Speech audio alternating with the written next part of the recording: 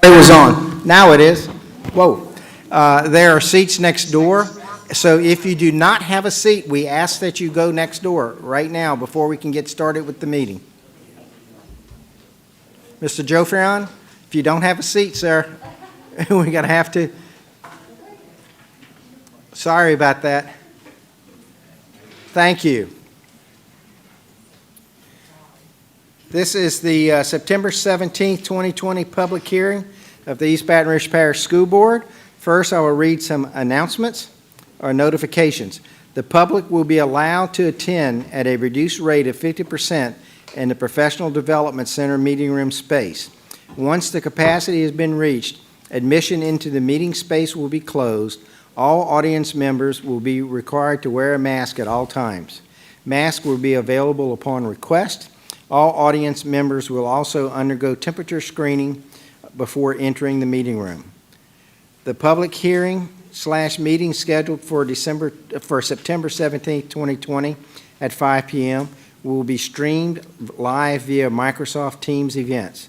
A link to watch the meeting can be found on board docs located on the school board's website, www.hbrschools.org/about. A period for written public comment will be provided before the meeting as well as before each action is taken by the board on an action item. Individuals wishing to make a public comment about any of the posted action items will need to click on the agenda item in board docs and submit via the highlighted public comment hyperlink on the agenda item details. Upon closing of the comments, the board president will read into the record the public comments that have been submitted. So with that,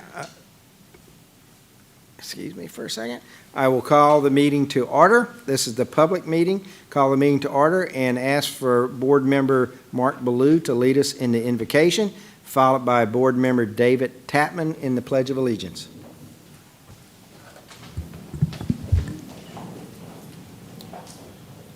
Heavenly Father, we come to you with gratitude for the miracle of our existence and the beauty in our lives. Help us also to show gratitude to others to whom we owe a debt, those who have made sacrifices for us and influenced our lives in a positive way.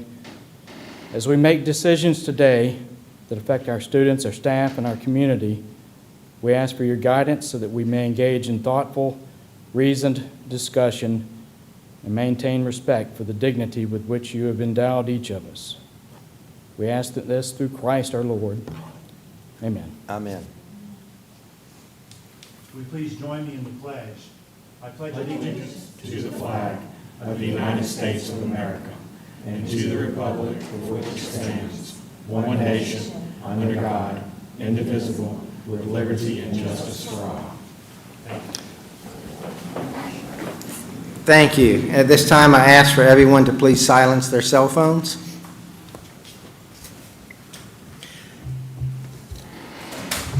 Madam Secretary, would you please conduct a roll call? District 7, President Gode. Here. District 3, Vice President Howard. Present. District 1, Mr. Blue. Here. District 2, Mr. Lannis. District 4, Ms. Collins. District 5, Ms. Ware Jackson. District 6, Ms. Dyson. Present. District 8, Ms. Bernard. Present. District 9, Mr. Tapman. present. Thank you. We have a quorum. The first item, which I just lost, the first item on the agenda is to hear public comments on the following: adjusted millage rates for tax year 2020, and B, to set forth the adjusted millage rates after assessment and the rolling forward of rates not to exceed the prior year's maximum millage for the tax year 2020.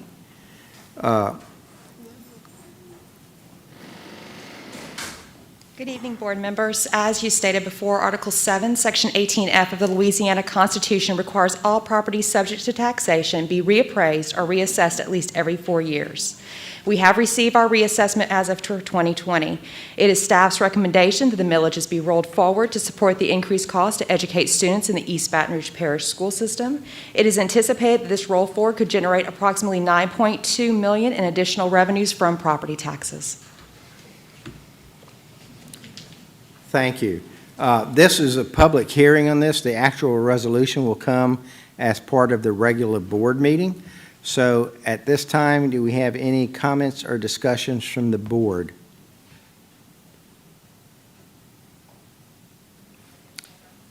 Seeing none, do we have any comments or discussions from the audience here in person?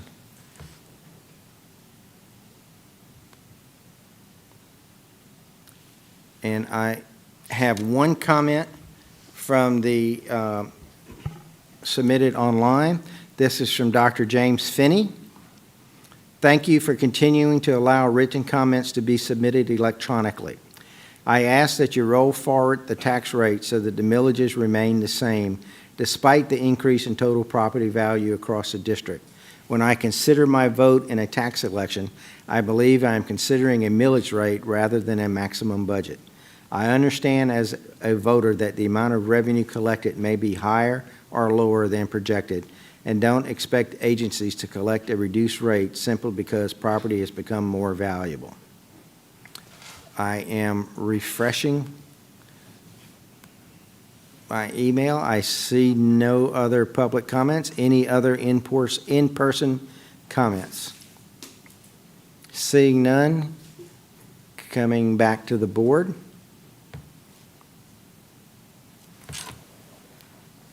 Seeing none.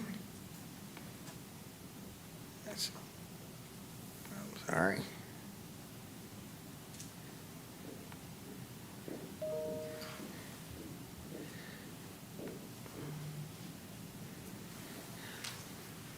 I move that I hereby declare the meeting adjourned.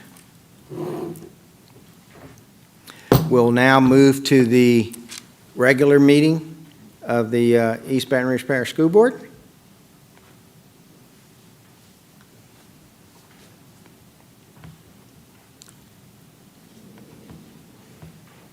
The same, I will repeat, the notices are the same. I will repeat them. Madam Secretary, is there an issue?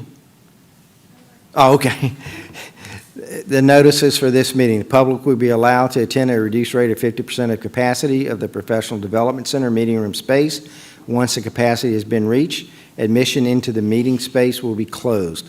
All audience members will be required to wear a mask at all times. Masks will be available upon request. All audience members will undergo temperature screening before entering the meeting room. The regular meeting scheduled September 17, 2020, immediately following the public hearing/meeting, will be streamed live via Microsoft Teams event. A link to watch the meeting can be found on board docs located on the school board's website, www.ebrschools.org/about. A period for written comment will be provided before the meeting as well as before each action is taken by the board on an action item. Individuals wishing to make a public comment about any of the posted items will need to click on the agenda item in board docs and submit via the highlighted public comment hyperlink on the agenda item details. Upon closing of the comments, the board president will read into the record the public comments that have been submitted. So with that, this meeting is called to order. Madam Secretary, would you please take the roll call? Board members, I want to remind you to be logged into board docs for this meeting. District 7, President Godey. Here. District 3, Vice President Howard. Present. District 1, Mr. Blue. Here. District 2, Mr. Lannis. District 4, Ms. Collins. Present. District 5, Ms. Ware Jackson. District 6, Ms. Dyson. Ms. Dyson? Present. District 8, Ms. Bernard? Present. District 9, Mr. Tatman? Present. We have a quorum. The first item on the agenda is the approval of the school board minutes of August 20, 2020 regular board meeting and the September 3rd, 2020 committee of the whole meeting as published in the official journal. Do I have a motion? Motion by Mr. Howard. Do I have a second? By Mr. Ballou.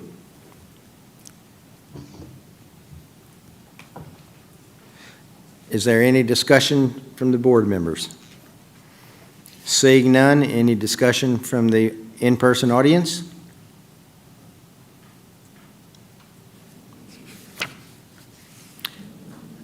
Will someone make sure that if someone in the other room wishes to speak, that I get notified before that? Because I would hate to pass someone along. Thank you, sir. I see no comments on this agenda item on the list. Back to the board. Madam Secretary, would you please conduct the vote? Please vote.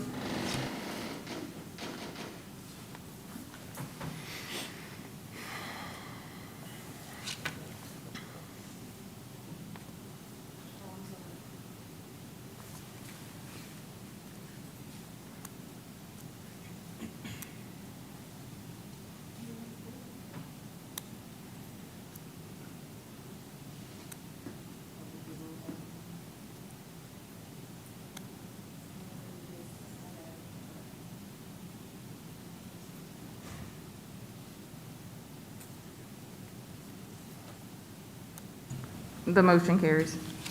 Thank you.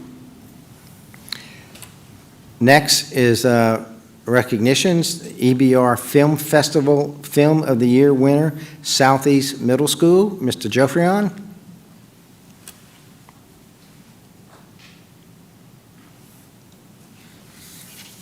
Welcome back.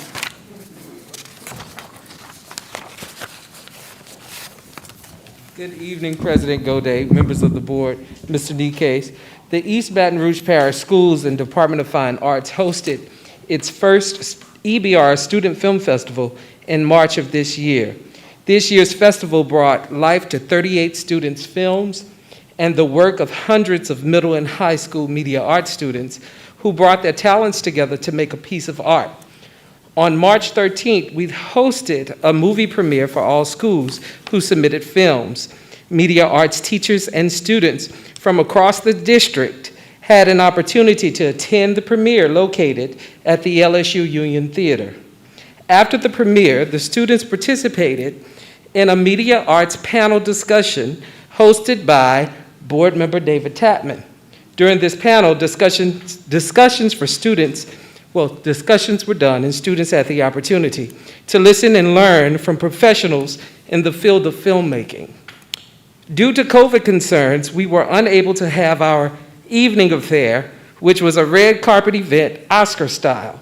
This was going to be a night of celebrating the top films who were nominated in 8 different categories, as well as celebrate EBR's Film of the Year. I would like to thank Mr. Tatman for making us aware of film opportunities, which helped the department to launch our first festival, which in turn gave students and teachers the opportunity to submit films to the Louisiana Student Film Festival.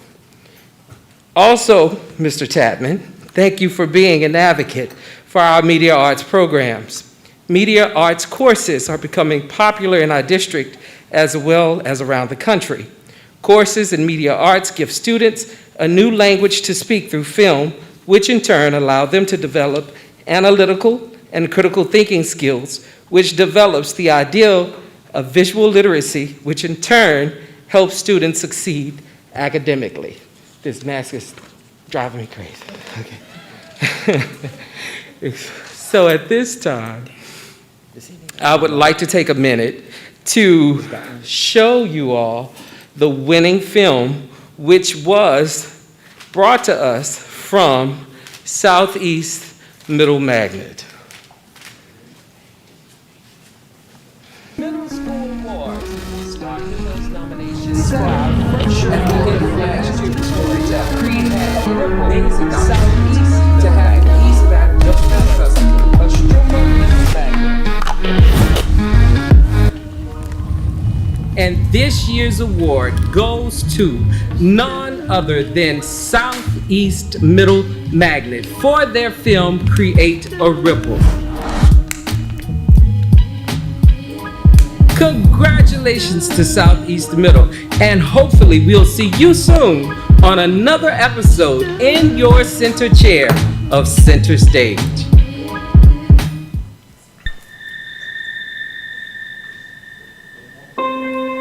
Optimistically, I'm here. Realistically, not seen. I walk the halls hollow, part of someone else's never-ending dream. I want to scream, be part of the wall. That way they won't bump into me at all. Kindness doesn't see me. Kindness doesn't see me. I try to carry on my day. Life is packed in my backpack along with binders, books, and today's worries. I am in no hurry, but I rush off the halls anyway, because I know that their laughter is coming my way. Storms are coming. Storms are coming. I should hide and move out their way, turn into a shadow and fade away. Kindness doesn't see me. Kindness doesn't see me. Is it blind? Does it not recognize its own kind? I am trying to find why kindness doesn't see me. And like a wrecking ball, I fall after it goes right through me. They see right through me, so why don't they see the best in me?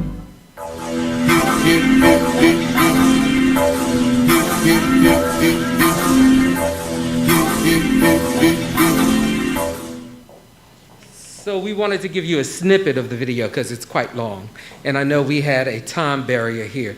So I wanted to congratulate Southeast for this award. This is a traveling award. So since last year was our first film festival, this will be a traveling award that goes from school to school. So if you see the sides, that's where the names will go. But Ms. Boyd has assured me that it will never leave Southeast Middle School. So tonight, we had 8 nominations, and we had Southeast won 5 of the 8 in middle school. So tonight, we're honored to have with us the principal of Southeast Middle, Ms. Amber Boyd, and her teacher, Ms. Amanda Powell. And I don't know if the student made it or not. She's stuck in traffic. Okay. So, Mr. Tapman, if you would like to do these honors. But we had about 8 students that participated Yes. in Okay. various grade levels. So it was a great cross-curricular and cross-grade level project. And the kids, y'all, I just have to say that when you give kids the tools and the autonomy to do something, they never fail to just blow you away. So there's something special there. I'm really proud of them. And Ms. Powell for all the hard work that she puts into this program. And I cannot leave here without thanking Ms. Porter, who is one of our biggest advocates. You know, we're a school within a school. We have a magnet program and a traditional program. And Ms. Porter is always helping us, supporting us. You know, we have a vision and she does nothing but just add fuel to it. And without her and the magnet program, we wouldn't have this program and we wouldn't have these opportunities. And Mr. Tapman, who is in the film industry himself, is always pushing and guiding us and telling us about new things, and we just really appreciate that. It's been a great opportunity for the students of East Baton Rouge Parish School System.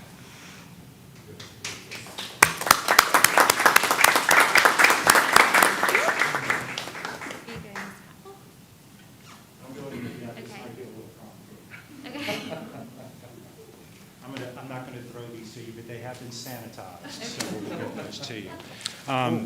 I can't tell you how excited I am about this.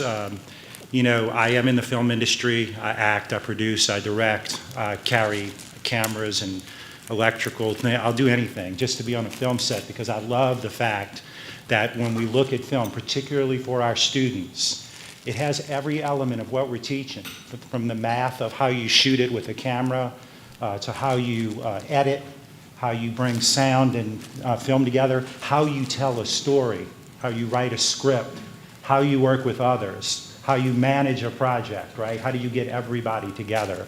And it's a great thing to be involved in, because you don't have to have a college degree to be a big-time director or producer or writer or whatever.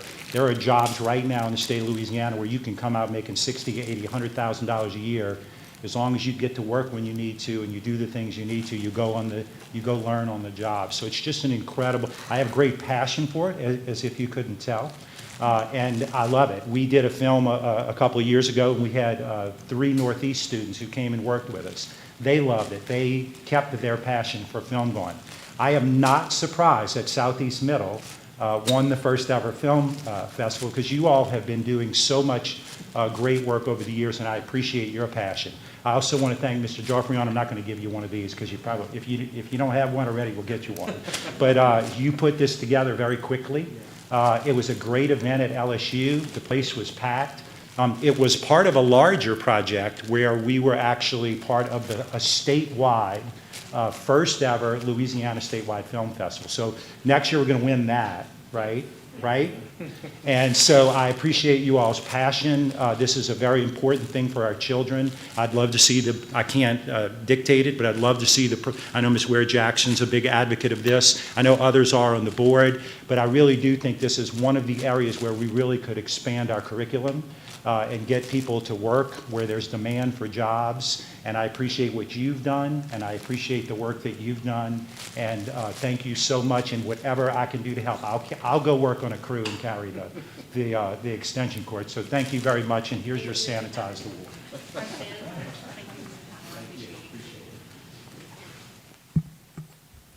And I would personally just like to add that not only was the cinematographic talent displayed, but the message that was contained within that was outstanding. So if you have not had a chance to see the entire film, you just saw basically the introduction to it.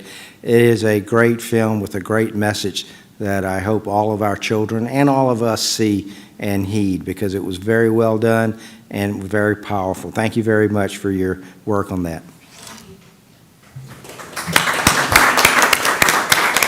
Ms. Ware Jackson? Ms. Ware Jackson? Yeah. I just want to echo some things that Mr. Tatman said. The state of Louisiana is in dire need of our talent, and I appreciate opportunities like this for our kids to learn about film and television, radio production, audio, all those wonderful things. I did that for so long, and I still have it in my blood, just like Mr. Tatman. I'll be out there kicking cable with you, Mr. Tatman. So thank you all, and encourage our kids to pursue this, because I hate it when people from other states come here to take advantage of our beautiful scenery for the film productions, and they have to hire other people, and they can't hire our own. So I want us to be homegrown to the bone. Thank you. Any other comments from any other board members? Seeing none, we'll move over to the next item, which is also a very good item. It is the 2020-2021 Louisiana Teacher of the Year, Miss Natalie Roy Mitchell. And doing the presentation will be our head of HR, Ms. Daphne Donaldson.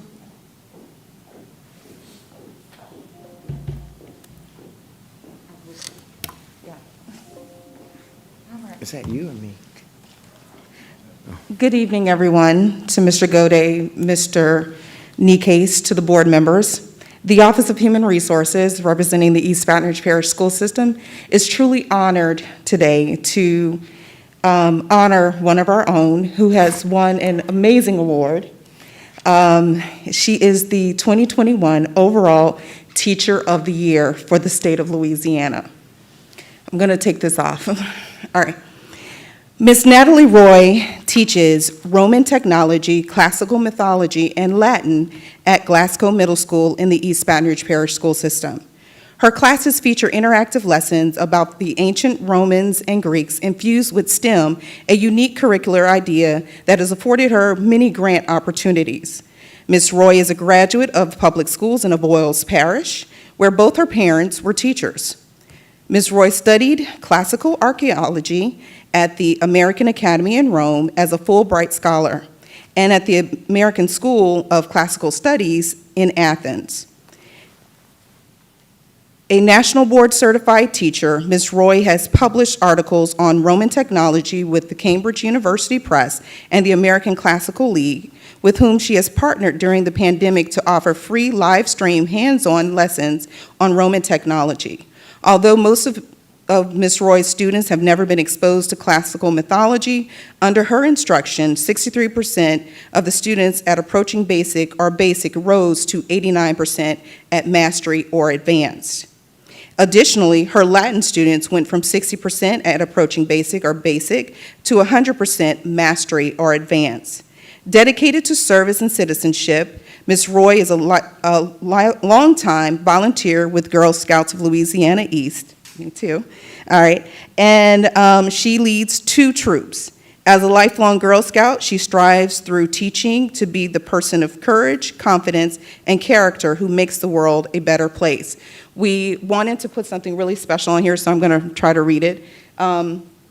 So to Ms. Roy, one tree can start a forest. One smile can begin a friendship. One hand can lift a soul. One candle can wipe out darkness. One laugh can conquer gloom.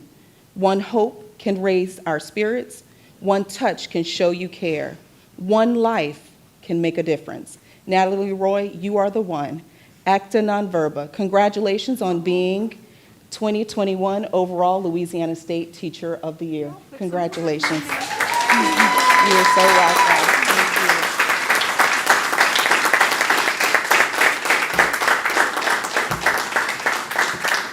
Thank y'all so much. That makes me sound so wonderful. Thank you, Daphne. I just would like to thank a few people before I go on my way.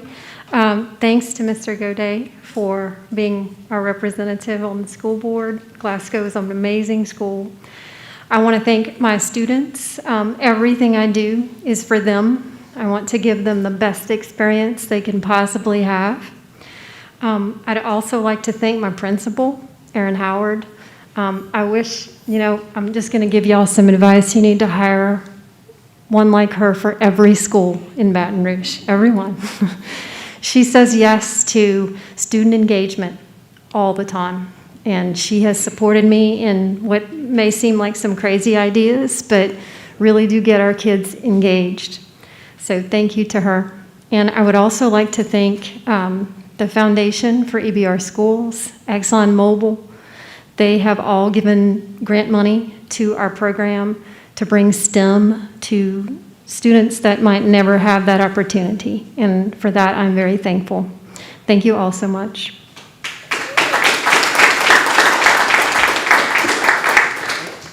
This pales comparison with that, but I just want to give you this. This is one of the awards from the superintendent and the board, and it could not go to a more worthy person. It is a pleasure to give it to you. And when people say teaching is a profession, it is a profession, but it's also a calling. Yes, absolutely. And I can see in you that calling and all that you do for your students. So thank you very much. Thank you so much. Thank you.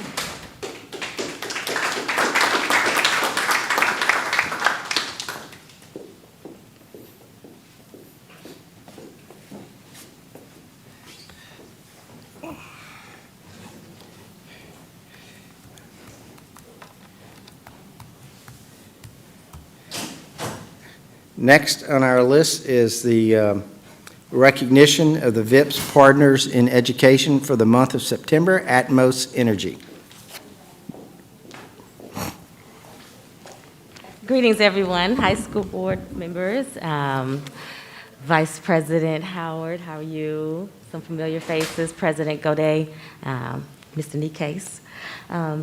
I'm here with Volunteers in Public Schools. I'm the Volunteer and Community Partners Director, Kaya Simmons, and we're here to recognize our partnership with Atmos Energy. This is Miss Jennifer Rees, and she is the president of the Baton Rouge Atmos Energy here locally. We are just thrilled to have been invited here to present. We feel it is very important for the community to be aware of an organization such as VIPS that bridges the gap between the community to allow them to provide resources and support to public schools. A lot of times that we found that individual volunteers as well as community entities, whether it be businesses or organizations, want to support public education but just don't know how. And for us to be in a position to be able to facilitate that and fill the need and resources for public schools is just an honor. And I've also been afforded the privilege of meeting wonderful people such as Ms. Reese here. We began speaking in March this year about a possible partnership as well as individual volunteer opportunities for her employees at Atmos. And literally about a week after our initial conversation, COVID-19 happened and presented some challenges and the stay-at-home order. And she was the first organization to contact us and still say, you know, what is it we can do? We know this is happening, just keep us informed. With that conversation, we were able to partner with Child Nutrition and provide volunteer assistance and services to the grab-and-go food distribution sites. So with that opportunity, we were able to send out about 50 volunteers per week to all of the various food distribution sites, and Atmos Energy was certainly one of the most active organizations and consistent and committed to going out each week to the food distribution sites, and as you can see with some of the photos on the slide, to assist with making sure that our families in the community were provided the nutrition that they needed. And so we just appreciate her so much for being so committed. This is a testament of the resilience of not only our organization, but the commitment and the level of dedication and enthusiasm of partners such as Atmos and as well as our individual volunteers. They even went so far as to be trained as virtual tutors for our Everyone Counts program. We have two programs. One is for reading and math, and one is for math. And for our math program, her employees actually participated in our pilot program to become virtual tutors, which will officially launch in October. So we are glad to have them as part of our virtual volunteers for the tutoring program that will be launching in October. So I'll give Ms. Reese a few moments to say some words, and just thank you so much for being here, and it's been a joy to work with you thus far. Thank you for those kind words, Kaya. So I wanted to share just briefly. So I moved to Louisiana. It'll be 2 years in this Christmas. And when I moved here, I quickly learned that it's all about relationships and connections. And when you get here, people want to know, how do you get connected into the community and to organizations? And I had that opportunity. In January, I was at a networking coffee, and Dr. Robin Merrick with Southern University was there, and I had the chance to share Atmos's campaign on fueling safe and thriving communities. And it's where we want to make sure that our kids don't go hungry. And so we want to participate in the food insecurities and making sure that our kids' bellies are full so that they can go and learn. And in addition to that, we want to have our students reading at grade level by grade 3. And so that's really been our focus at Atmos Energy across our enterprise. And so I got the opportunity to share that at that networking lunch, and Robin came up to me and she said, I have the perfect organization for you, and it's the VIPS organization. And like Kaya said, so that was January. I went to a Partners in Education meeting in February, and we started emailing in March to see how we could get connected up. And like Kaya said, we had no idea that it would be the extent that it was. And so I wanted to share just a brief story on the food distribution. And so we're handing out food, and it's just a privilege to be able to do that for these families coming in. But there were a few cars that came in that asked for 16, 18, 20 boxes. And it took a little bit of time getting it in there. So we're chatting with her, like, what are you doing with so many boxes? And these ladies were school bus drivers. And they were going around on their routes because they knew those families couldn't come pick them up. And so they took the time to take all of those boxes, drive their routes, and hand them out. And so as much as I thought that I was contributing, these ladies were doing so much more. And just a blessing with that. And then fast forward to the summer with the mentoring opportunities. We have engineers across the state, and the virtual was actually a blessing for us because we've got some folks that maybe can't dedicate the time, particularly to come to Baton Rouge, but they can do it from their desk. And so while it was something new, and this season has been new for all of us, that was an opportunity for us to plug more volunteers into the system. And so we appreciate this honor, and we do look forward to continuing our partnership with VIPS in the coming season. So thank you for that, Kaya. Thank you.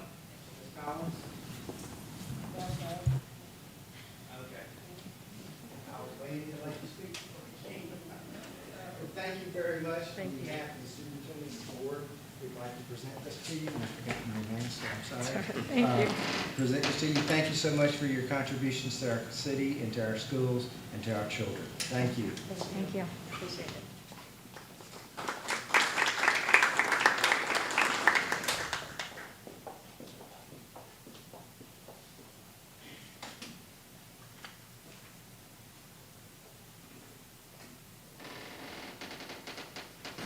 Next in the agenda, we have item E1, the monthly financial report. This is for information only, has been distributed. Do we have any questions from any of the board members? Seeing none, we'll go to item E2, personnel changes. Again, this is information only. Any questions or comments from the board members?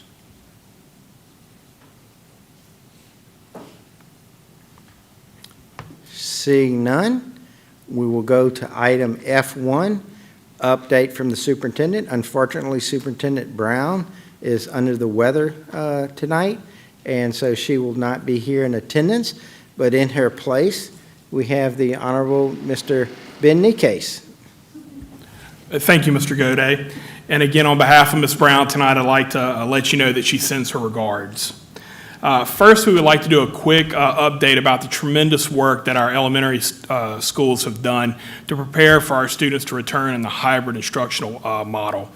Starting this Monday, we began to have students returned that opted into the hybrid model, and many staff and Superintendent Brown and others, we were able to get out to schools and really see that first day back. And, you know, when you really think it's been 6 months since we've really had students start school, you know, get off the bus and really have that school day experience. And so it was really a special day. You know, we were able to see at all the elementary schools just wonderful practices. Teachers and staff and administrators really prepared well. Students, you know, whether they were bus riders or coming in with parents, you know, spacing was appropriate, PPE was provided. Students were well organized, and they began to learn not only those opening school practices and procedures, but also in a COVID environment, those new procedures and protocols that are in place.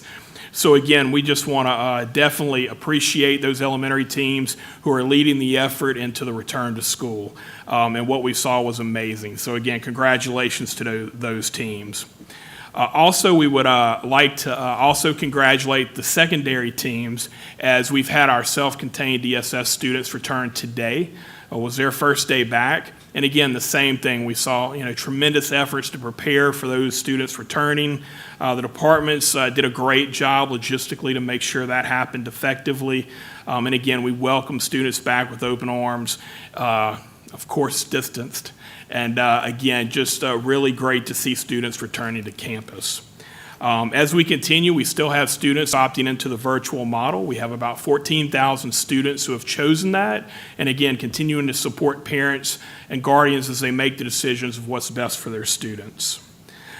So moving into this, again, a reminder to everyone that elementary will continue in the hybrid phase, and that our target date to review face-to-face return would be October 5th. Our secondary students will be returning to hybrid, which is 2 days in person and 3 days virtual, on September 28th. And our target date to review for that return face-to-face for secondary would be October 19th. And again, our secondary ESS students return today. In addition, this week we've implemented a facility walkthrough form that was digital that our department teams and their personnel, along with assistant principals and school level staff, can use to evaluate and just provide another spot check on building cleanliness and readiness. So again, we're collecting that data each day, and as we see if there's any issues, we're quickly able to react to that and support schools that may have an issue or that may need additional items or cleaning. Again, we haven't seen a lot of that, but we're continuing to address that every time that something comes in. And finally, we'd like to also remind everyone about our Magnet Programs virtual showcase.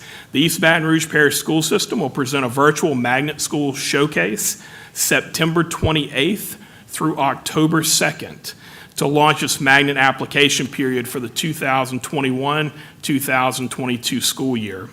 Each Magnet school will virtually host a combination of either a live or pre-recorded overview of their program, a panel discussion for stakeholders at the school, and then videos featuring interviews with parents, schools, and school leaders. And if you select schools, we'll also host a mobile meet and greet with drive-throughs for parents who can obtain packets, which will include brochures and materials highlighting the Magnet program. If you would like to visit ebrmagnet.org, you can click on the Featured Program tab to complete a virtual showcase schedule and to see all of the events that are taking place. And again, this concludes our superintendent's updates for this event, or this evening, and thank you so much, Mr. Goday. Thank you. Any questions or comments? Mr. Howard. Thank you, Mr. Nikes. I heard you say that we're still enrolling students into the virtual model if parents choose to. Most of the communication that I've seen has a cutoff date of September the 8th. Is that option still available for parents, or is that what's the correct message to parents? Yes, sir. We made a big push to try to get as many students enrolled by the 8th so that we could give schools time to prepare for hybrid. But we also realize this is just a different environment. And so we encourage students. We still have parents enrolling, and we're honoring that, and we'll continue to do that. And we also know that there's parents out there who are still on the fence of making that decision. And I think it's important that we continue to provide them flexibilities. All right. Thank you, Mr. Nikes. Any other questions or comments? Seeing none, thank you very much, Mr. Nikes. Next, we go to the board appointees, reports from board appointees to committees and agencies. Any comments? Ms. Ware-Jackson. Okay, Mr. Vice President Howard. Okay, so just wanted to thank you. On next Tuesday, September the 22nd, is National Voter Registration Drive Day. And so the Future Funds Project has received a grant for teaching tolerance. And so their goal is to register as many students as possible to vote.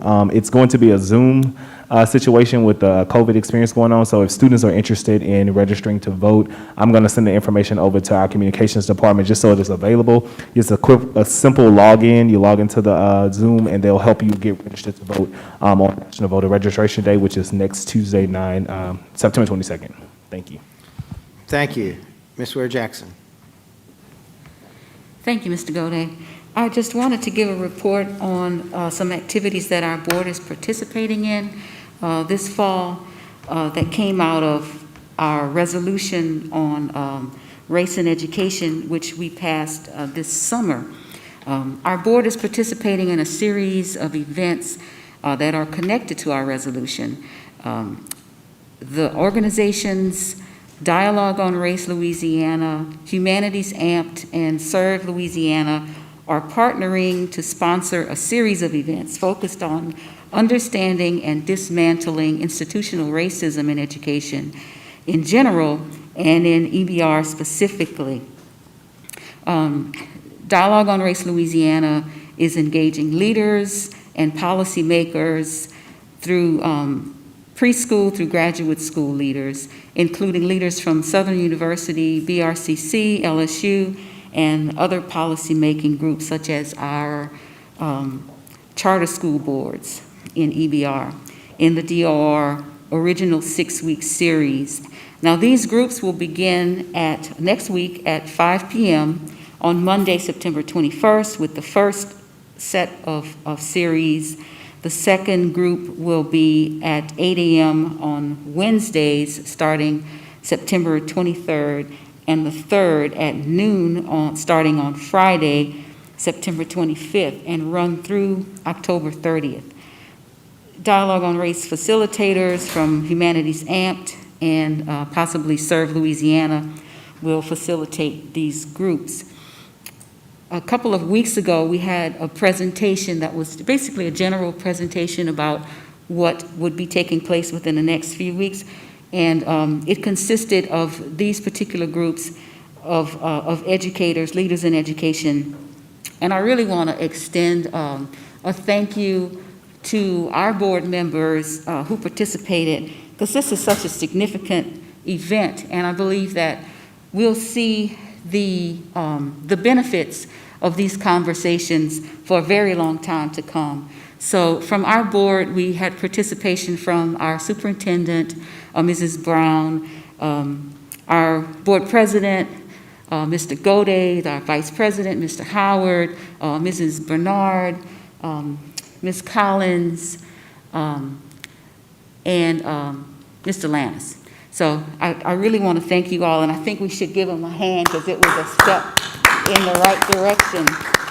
So thank you all for participating in that. And after the series is completed, the 6-week series, we will continue with these organizations, which will work with EBR schools and the higher ed organizations to design professional development for principals, school leadership teams, and classroom educators. Now, through these, though the details are not finished or not fleshed out yet, we will likely emerge from the 6-week series and a day of dialogue events. EBR's commitment is a crucial component in dismantling racism in education and serves as a model to other organizations. The day of dialogue will happen on November 6th, and we'll bring you more information as that day arrives. So thank you so much. Thank you, Board Member Ware Jackson. Any other comments from any other board members? Seeing none, we'll go to item H1, Pupil Progression Plan, Basis Baton Rouge. Consideration of a request for the approval of the Basis Baton Rouge Pupil Progression Plan for the 2020-2021 school year. Do I have a motion? Moved by Mr. Ballou. Do I have a second? By Ms. Ware Jackson.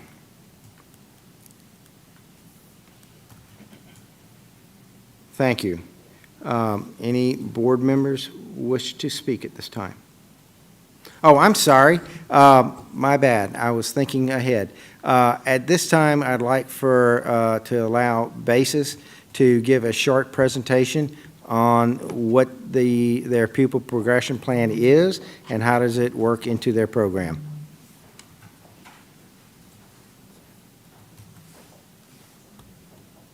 Good evening, President Gode, Vice President Howard, board members. I'm Deanna Rowe, the Executive Director for Basis Baton Rouge. With me today, I have Aaron Kendall, who is our CEO of Basis Ed, our management company. Petra Paitaj, who is the CEO for Basis Ed. Lee Reed, who is our legal counsel. And of course, I also want to point out that Roberto is with us today, and I know you all know Roberto. As Roberto reported to you at your last meeting, Basis is now in its 3rd year of operation, serving almost 700 students in grades K through 6. As you've seen in the data that's been provided, half of our students are minority students, and over 35% of our students are considered economically disadvantaged. We are aware that the demographics do not reflect that of the school district, but rather more closely resemble the diversity of the city of Baton Rouge as a whole. We think this is in part because over half of our families in our initial and continuing enrollment tend to be from families that would have otherwise enrolled in parochial or private schools. We also know that our location factors in to the families that we attract. I'd like to remind you for just a minute why Basis selected its current location in District 6. When we began our exploration of opening a charter school in Baton Rouge. We met with the former superintendent and staff, and they provided us some background on the scenario of what who charter schools were currently serving.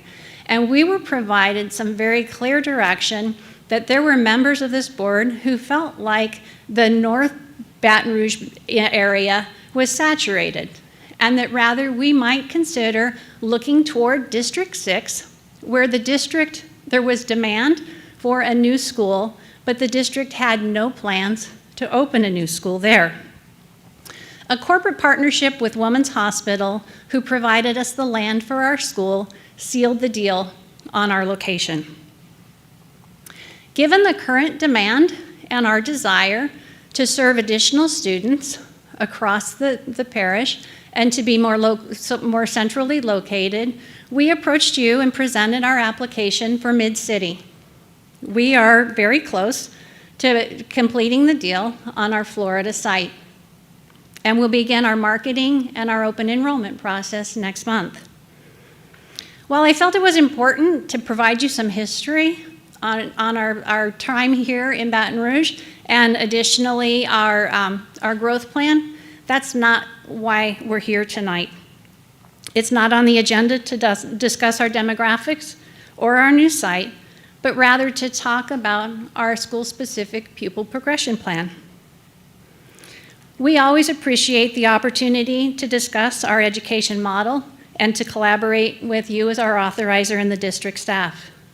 But we do want to mention that the current pupil progression plan process causes us a bit of concern. To appear before this board each year seeking approval disrupts our ability to fully commit to the basis education plan we promised to implement in the charter and our application. We want to take some time to talk to you, though, about our plan. We think it's important that you understand our program, some of the specifics in the plan, and why and how they diverge from the district plan.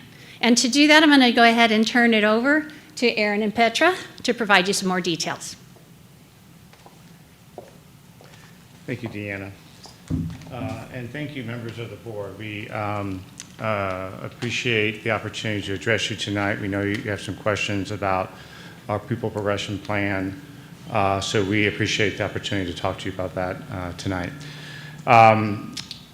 Knowing some of the questions that came up earlier, we felt that it's pretty important to provide some additional context about the basis curriculum and our program. We think that'll help to answer a lot of the questions. So the presentation we have for you tonight is designed to explain a few things, and we think it will answer most of the questions. But of course, we're happy to take additional questions if you have them after we go through this.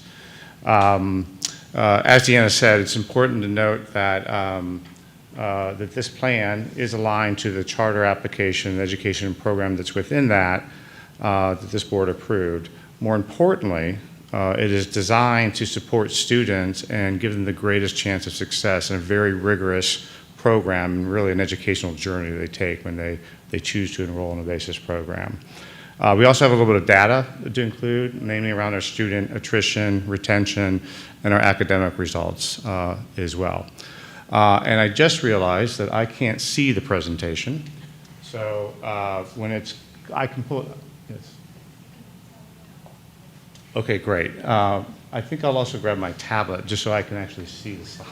So just give me 1 second.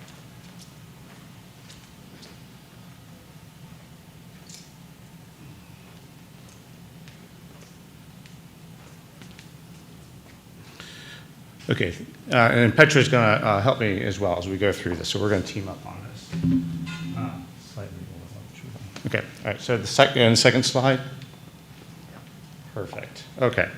So first, we wanted to start off with, there's just a few basic things you need to know about the BASIS approach that we think are really important. First of all, we want to elevate expectations for all students. We only have one very specific scope and sequence, and it's set to the highest international academic standards.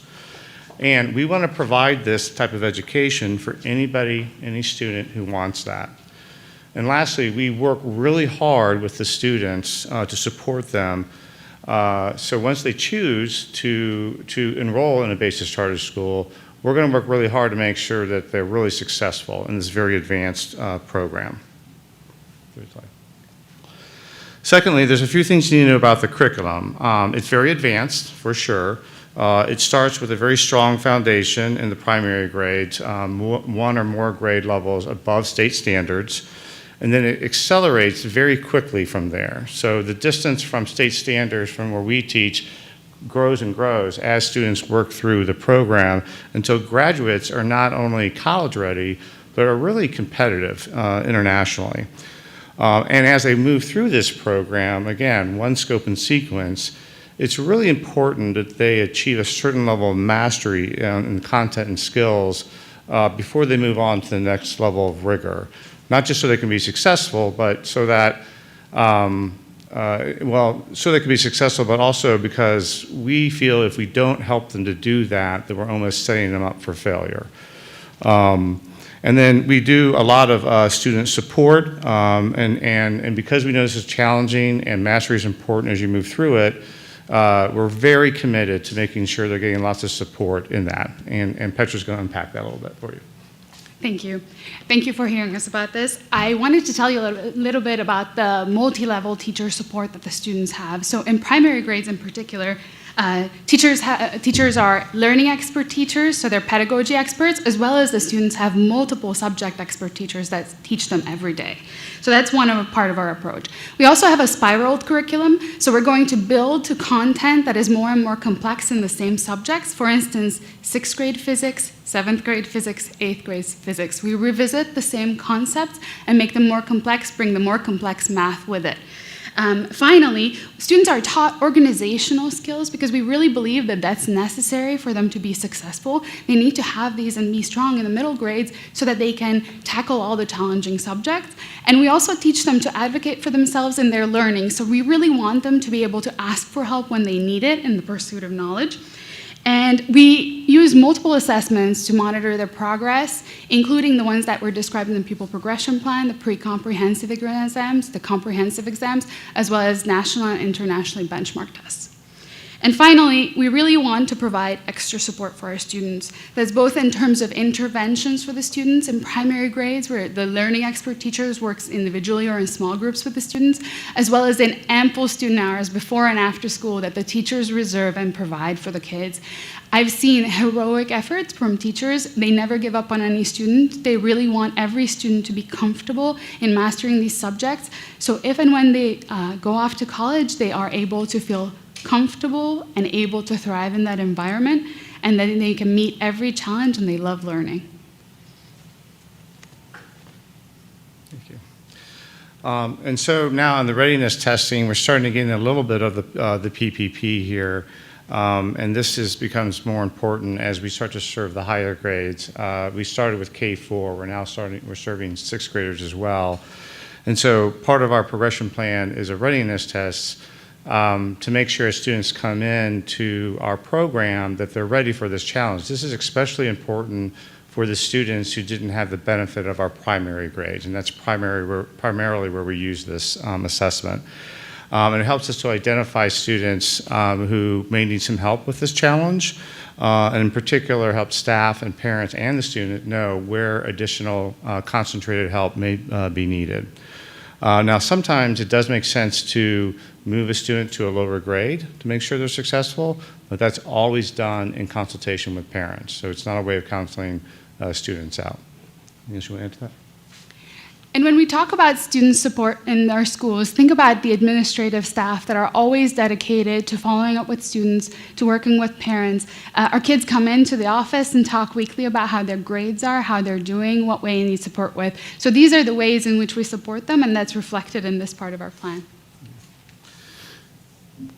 And then finally, the PPP itself, and why is it sort of different from EBRs? Again, it's aligned to everything that we just spoke about, but most importantly, it's designed to really support the students in this really challenging journey that they take with us.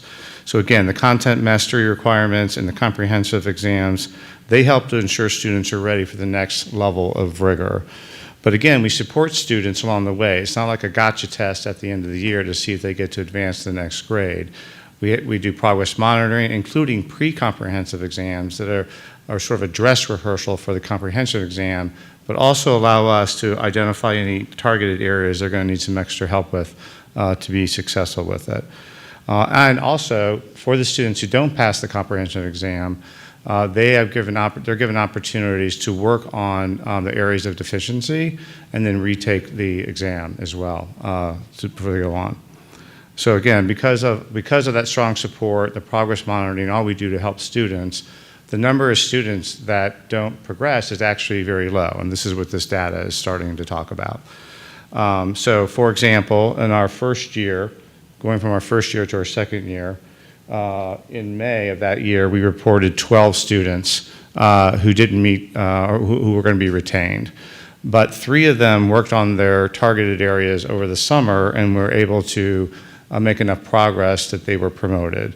So the number that were retained were 9, so that represents 2.3% of our student population.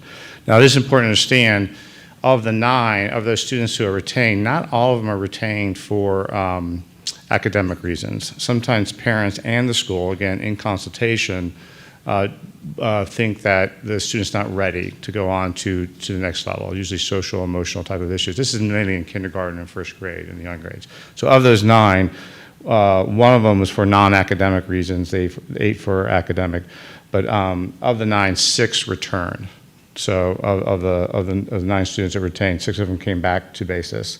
And the following year, you can see that it was 21 students who were originally recommended for retention, but 6 were able to make enough progress. So ultimately, it was 15 students who were retained, 2.6% of our student population, 8 of them for non-academic reasons. Again, school and parents agreed with that. 7 for academic reasons, but all 15 returned to the school. So again, very few students don't make it through. Do you want to add anything to that? Okay. And then finally, I'm going to end with this, and then Petra's going to go over some of our academic results. But our student attrition rates, here are our attrition rates. So what I'm showing you here is our attrition during year 1, and then from the end of year 1 to the beginning of year 2, then again during year 2, and then from the end of year 2 to the beginning of year 3. So you can see the highest attrition rates kind of happen over the summer in between the school years, which makes sense. From year 1 to year 2, it was 11%. And in the following columns, what we're showing here is either why they left or where they went to.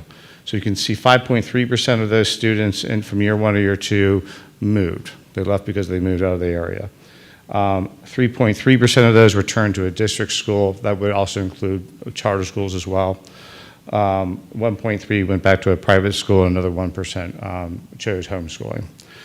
From year 2 to year 3, you can see that number dropped, only 8.3% attrition that year. About the same number of students moved for the same reason, but the number who transferred from a district or to a private school went down. So I'll stop there and then let Petra talk about our results. So in this next slide, you actually see the results from the 18-19 school year on LEAP testing, and that's the percent passing. The font is a bit small. The first one is ELA 3. The second one is Math 3, and so forth. And the vertical bar on each part of the plot is the state average for those.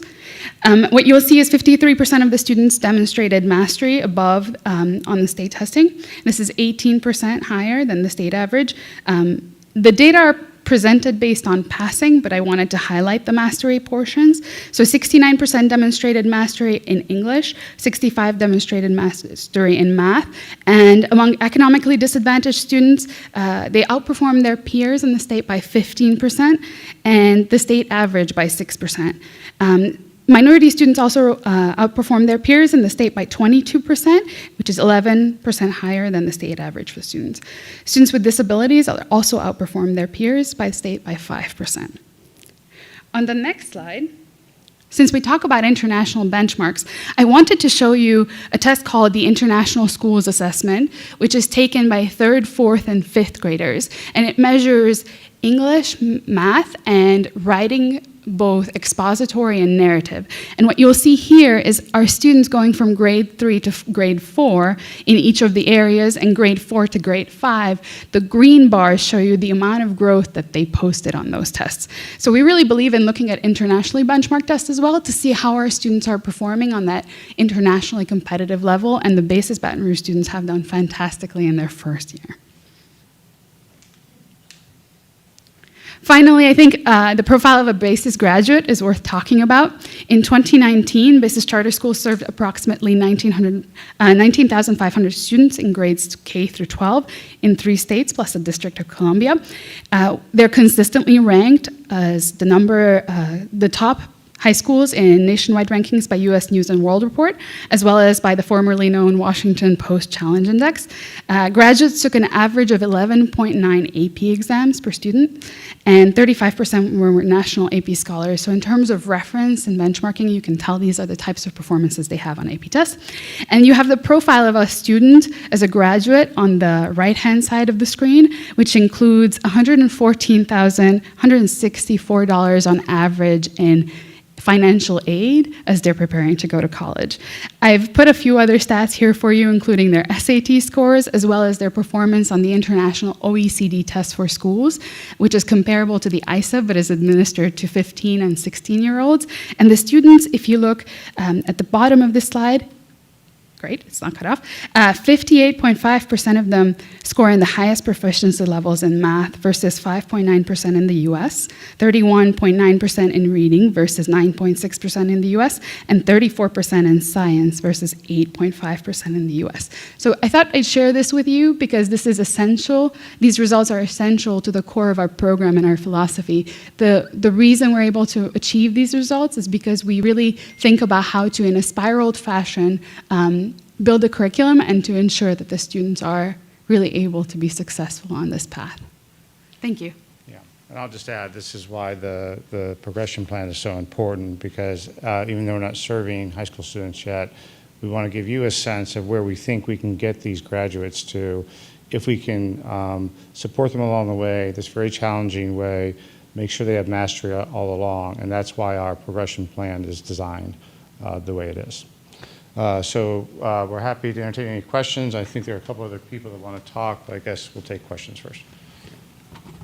Well, first we'll go to, thank you for your presentation, and we'll ask the board members if they have questions or comments, and they can either be directed to you or have questions and comments. So would anyone on the board, Ms. Collins? Ms. Collins is on the board. What's the competency levels of your teachers? Our teachers are subject experts in the areas that they teach. So we're looking for individuals who have majored or minored in the subjects that they teach. So a physics teacher, for instance, has at least 24 credit hours in college in physics. Are they subject matter experts only in physics or English, but not in their ability to appropriately grade students? Our teachers receive training in summer institutes before each school year, which includes training on how do we administer an assessment, how do we grade the assessment, what types of assessments do we need to design that are appropriate to measure the content knowledge of our students. So we do this every summer, and every time that a new teacher comes into a Basis charter school, they get trained on this before the school year starts. Okay. So then my root question is this. Help me understand how the additional tests at the end of the year complies with the BESIE requirement that teachers decide to promote their students, because you're adding this extra test regardless of if Lil Johnny or Skipper or Betty Sue made an A or a B or D or F. And so I'm trying to understand where the gap is. If the teachers are getting are subject matter experts, That means that they comprehend very well whether or not their students are getting the material. And then on top of that, y'all are doing excellent due diligence on making sure that the teachers understand appropriate grading. Then I have no choice but to be suspicious of additional testing. So help me understand it.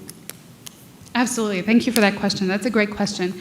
It's one of those things where the program is all about telling the students that we're working toward these goals, and this is how we'll measure the goals together. Those tests are designed by teachers. They collaborate and write items, and they become part of a bank. So it's teachers' information that is built into two parts: a common portion, which is administered across the entire network of BASIS charter schools and helps us know how the students fare across our regions, as well as a native portion to the exam, which is designed by the teacher at the local school. So it's to assess in a cumulative fashion the things that you should have mastered before the end of the year to ensure that you can be as successful the following year, because the curriculum will get more rigorous, and because we want you, for instance, in Physics 6 to have a base knowledge of proficiency that will allow you to really thrive in Physics 7.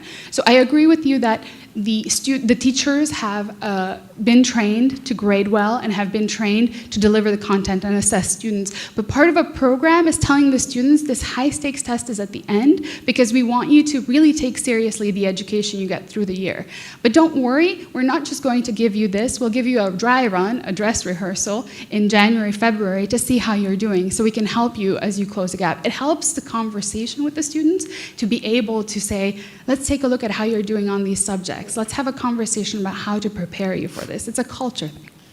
I just want to emphasize one point that Petra just made, and it goes directly to your question, which is, so the teachers play a very substantial role in those assessments, right? This isn't like a top-down thing that comes from BASIS or some other outside organization. It's actually the teachers who are designing the tests so that they make sure they're being assessed on the right things. They are playing a big role in this.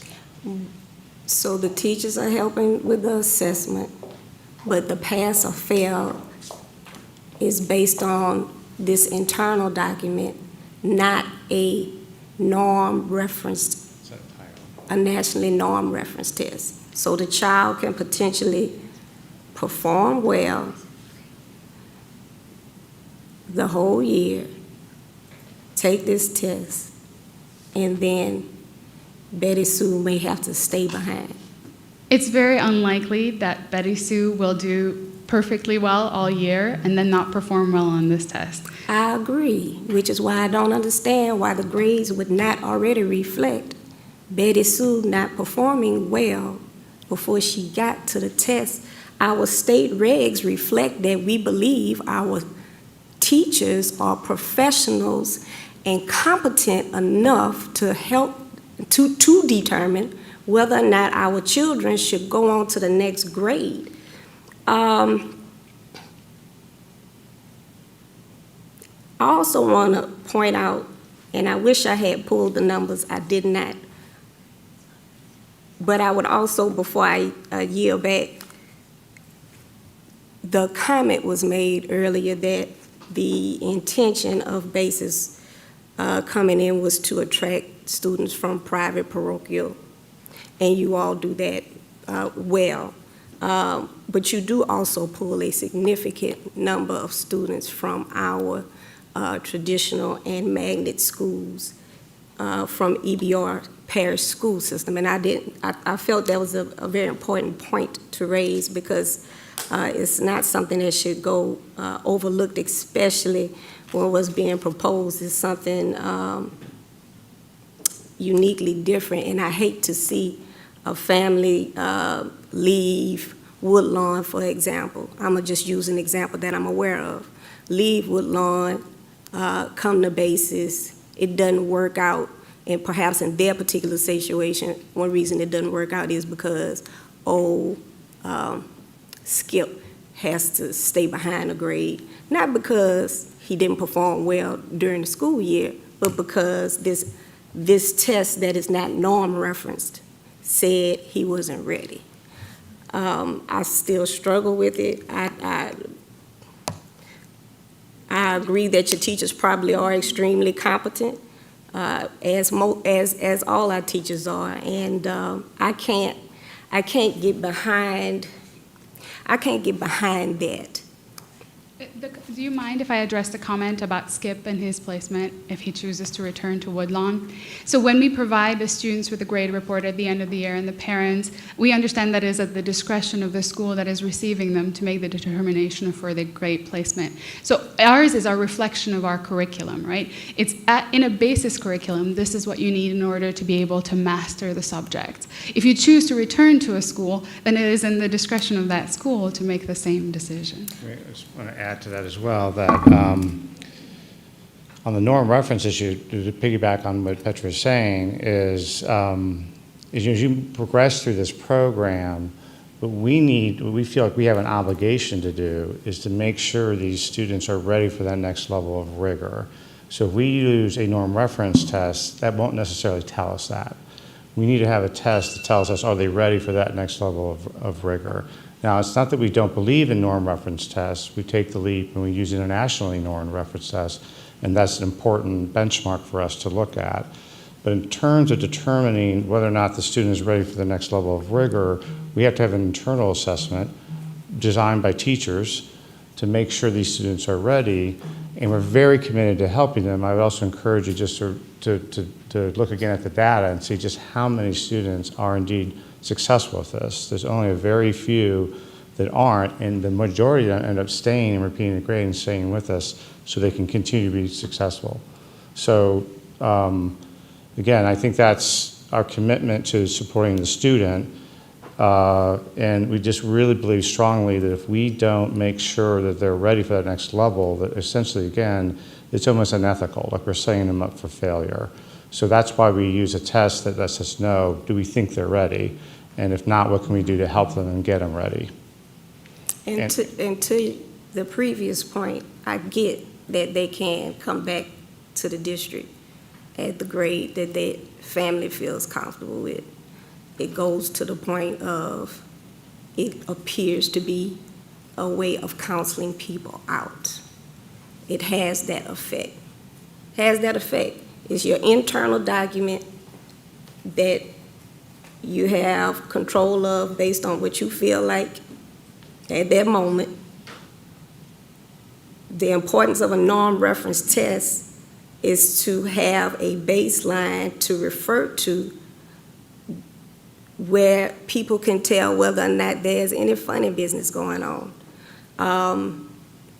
When y'all came here, from the beginning, things were questionable.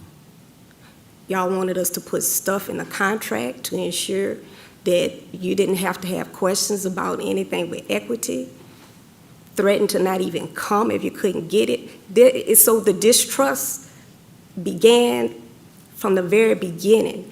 And so when I see something that looks like it's screening and counseling that can be used as a tool for counseling students out, I have no choice but to feel uncomfortable with it. Again, I just encourage you to look at the data. The data suggests that's not happening and that the kids are being very successful with this. I have no further comments or questions at this time. Thank you. Thank you. Mr. Vice President Howard? Thank you, Mr. Gode. I have a couple of questions. My first question is, do you guys believe that the only way to effectively deliver the basis model within the East Baton Rouge Parish school system is to have a separate pupil progression plan? We believe the only way to implement the basis model is, yes, by having a progression plan that's aligned with that and supports the students. And that isn't unique to East Baton Rouge Parish. It applies to all of our schools. So, Right. but the short answer to your question is yes. Okay, so my concern is that if to me, this is a material shift in effectively delivering the basis model within our school system. My concern is that if this was such a material shift, why is this the beginning of our conversation about pupil progression plans within the district? Yeah. And Ms. O'Connell, you may have to come up here and help me with this conversation, because I understand that there were some conversations about what pupil progression could look like within the district when BASIS is coming. But you have already been here, and you are effectively, in your words, based on your data, delivering a model within our school system without a separate pupil progression plan. So I just need to understand the urgency at this moment to have a separate pupil progression plan, because I don't see the need for it. There are rigorous schools within our district that are able to effectively deliver a model of rigor, and students who are not set out for it are not successful. I myself was a student in 9th grade here in East Baton Rouge Parish in a magnet program. After the first semester, I found myself on academic probation because I wasn't ready for the rigor related to a magnet program. Because of the counseling and the resources that were available with their school, I was able to get myself on level in order to stay at that school. So if you are successfully delivering a model already without a separate pupil progression plan, I don't see the point of having policy in place that can potentially do what my colleague said and counsel students out, when you can deliver the model without the need for a separate pupil progression plan. So if you can help me understand that, I could potentially be in a better place to understand it, but right now I'm not understanding it. Some of it has to do with the grade levels we're serving. So we started in 4th grade, and in the primary grades, the progression is not so much tied to a test at the end of the school year, but how they're performing on the content, right? But we are now starting into the middle school grades where that is part of the progression plan. So that's why it's more important now than it had been previously. As far as the, I forget exactly how you phrased it, the fact that this is coming out now and how it wasn't talked about before, I think it's a fair point you're making. I feel like there's been some sort of misunderstanding or miscommunication along the way. In our charter application, it does talk about this. Now, and in our contract with EBR, it does say specifically that we can have a different school-specific plan. It says that. So that's been contemplated. Now, I agree, I don't know if we've had a lot of dialogue about that, and I think that's maybe a fair point. But it is in the charter application and in our contract, and now because we're moving up in the grades, it's becoming more important. Anything you'd like to add to that? I would. Yeah. Thank you. Sorry, Petra. That's okay. So while I understand that this was a rather new topic for the board at their committee of the whole, this isn't in fact a new topic for us in working with district staff. I think Andrea would support that we approached the district a year ago to start talking about the need for a plan that would be different with the addition of the 6th grade. And that as early as February this year, we started having conversations with staff about what that plan would look like and how to go about devising that plan, because it was essential to the operation as we were serving 6th grade students this year.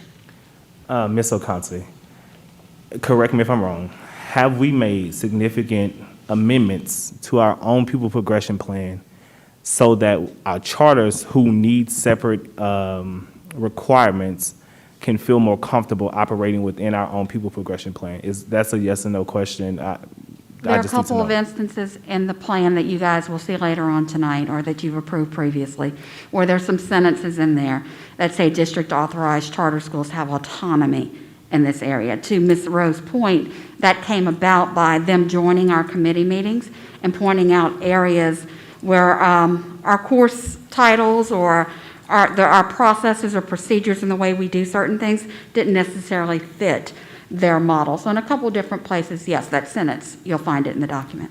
Okay, well, I'm speaking for me. I don't think that us not necessarily mandating or allowing them to operate under our pupil progression plan is a micromanagement or takes away from the autonomy that's happening within the BASIS model. As I said the last time, I believe that BASIS has the opportunity to deliver high quality education to an array of students, but I do believe that this separate pupil progression plan limits access to this high quality education. And so people can feel how they want to feel about that not being the case, but historically, you see when there is placements exams that's tied to pupil progression plan, there are a group of students who are historically continuously left out. I'm not saying that that is your intentions, but systemic racism and systemic oppression occurred while policies were put into place that did not have the intent to do the things that they do. So I believe that a separate pupil progression plan would limit access to this high-quality school, and so I'm not in favor of it. Vote how you want. I know that people are saying that it's not our duty to make this decision. I'm okay with going to the AG to get a separate opinion about this decision, but I will not be supporting a separate pupil progression plan for these things. I think it lays a precedent for every other charter to come in here and try to get their own separate pupil progression plan, and I just don't think that that's fair in this moment. So I thank you for your time. I thank you for answering some of my questions throughout this week, but that's just where I am. I just want to say, I appreciate. Any other board members with questions or comments? Mr. Lannis. Ms. Collins was. I'm sorry, Ms. Collins. I cannot get to the request to speak. I'm sorry. So That's okay. Please keep me on line. All right. There was some background emails and points of information that were shared with board members prior to the meeting that I think are important to address. My colleague just mentioned the idea of an AG opinion came up in some of those communications because there's some concern that maybe the board doesn't even need to vote on this, and that you have authority to do it on your own, and that has such huge implications. Again, as my colleague just mentioned, if that's the case, then I hate for parents to have to navigate different pupil progression plans at different charter schools.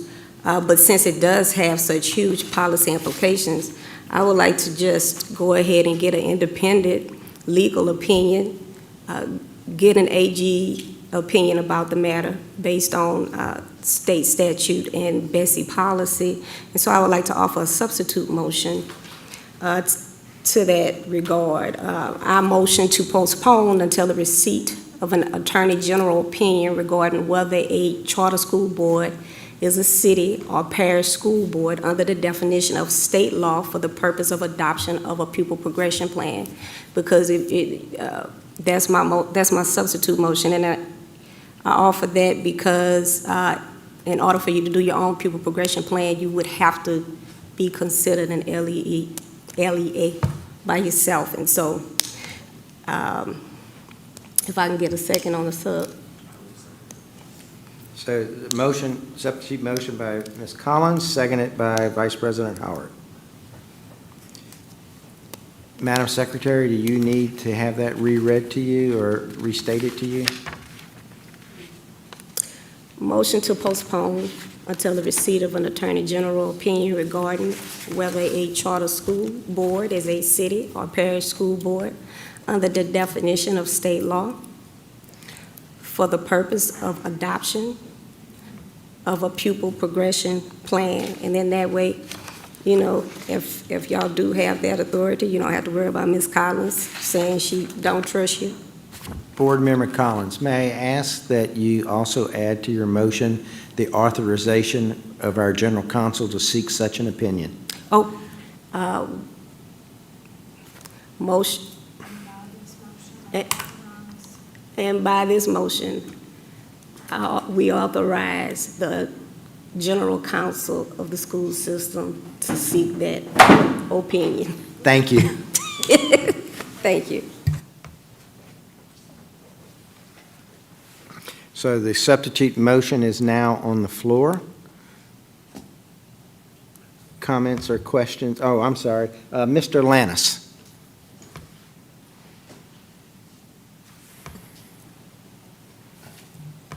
Yeah, so I have some comments for BASIS. First and foremost, thank you all for being here tonight. Thank you, board members, President Goday and Vice President Howard for leading the meeting. My question would be first for the substitute motion. First, I'm going to say I'm going to vote no for the substitute motion, and I'll tell you why. Because if the feeling is that the entire PPP model or pupil progression plan is going to stagger students, and that we say that we allow this now is going to give precedence for every charter school to come in, even if we get the opinion, how does how does that feeling change? How does that rule and policy change how a lot of our school board members feel about it? I think that if the idea is that it's going to stagger students, hinder students from reaching the next level, I think that we can go ahead and vote on it tonight. That's just my opinion on it. I won't speak or ask the questions towards you all right now, because right now we're speaking towards a substitute motion. But that's just my opinion on it. I would much rather vote on this tonight if we're going to vote on it. But to just seek an opinion and then the opinion comes back and then we still vote the same way, I just don't see the point of it. When it's your turn. Thank you. Mr. Ballou?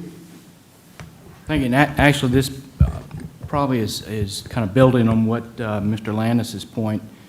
I believe the question that's not clear is whether they're required to get our approval to have the separate plan beyond just our due diligence to make sure it complies with state law. What my question is, and probably Ms. Okonski may be the one to answer it, is whether the underlying plan or this optional plan itself complies with the requirements of the state law and regulations. Yes, sir. I mean, we worked with the team prior to this, and there were some earlier drafts that did not come to you guys because we talked about unpacking BESI standards. Just so you all know, when you submit a plan to the department, the superintendent and the board president will sign an assurance page.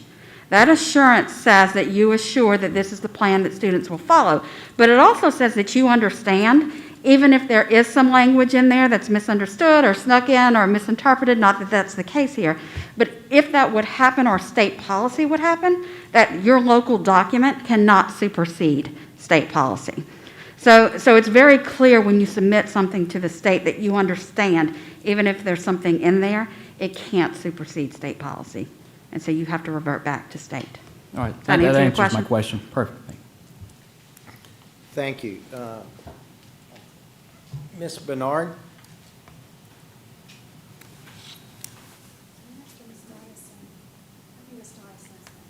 It's you.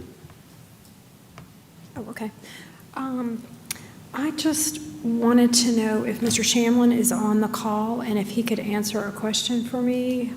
How quickly can we expect an AG opinion? Is he on the call? Yes, ma'am, he is. I am available. Mr. Shamlin? Yes, can you hear me? I can hear you. So how quickly can we expect an AG opinion, since the motion authorizes you to go ahead and request that opinion, and it's very specific? How quickly can we expect an AG opinion? I believe we can expect a response within 30 days. I've asked Mr. Blunt to be present as well. He can probably provide a little additional information on the process for that request, but generally 30 days is the allotment, and you can expect a response within that time. Okay, and I just wanted to say that I agreed with Mr. Blunt's last statement was that we should seek an attorney general opinion. I just think that whenever we have this much legal difference of opinion, that it's always best to have an outside body to give us some direction. So I do support the substitute motion. I don't know that that means that I would vote against your pupil progression plan once we receive that. I just think that for all of us, that we need to have that information right now. This is uncharted territory for us. So I would ask my colleagues to consider that this gives us some direction and we can move forward within a month. I think we'll have this opinion very quickly, and I think it can be expedited. Mr. Blunt, can it be expedited? Yes, we can. We can certainly ask that the response be expedited. I think the underlying question is not necessarily one tied to anything associated with this specific plan. It's a matter of whether the basis charter itself is consistent with BESI regulation, and if so, what is the impact of it not being? So, I think Mr. Lannis asked a question about sort of what would the effect be for other charters. Each charter, sort of stands alone. If the provision that's in the basis charter is not consistently, placed in other charters, then I think this is an issue that won't present itself again. So it's not a matter of precedent. But I would suggest that given the fairly clear conflict in my mind between the language in the charter itself and language in BESI regulations, in particular the pupil progression bulletin, I think the board should seek an Attorney General's opinion. Thank you. Is BASIS their own LEA, or are we the LEA for BASIS?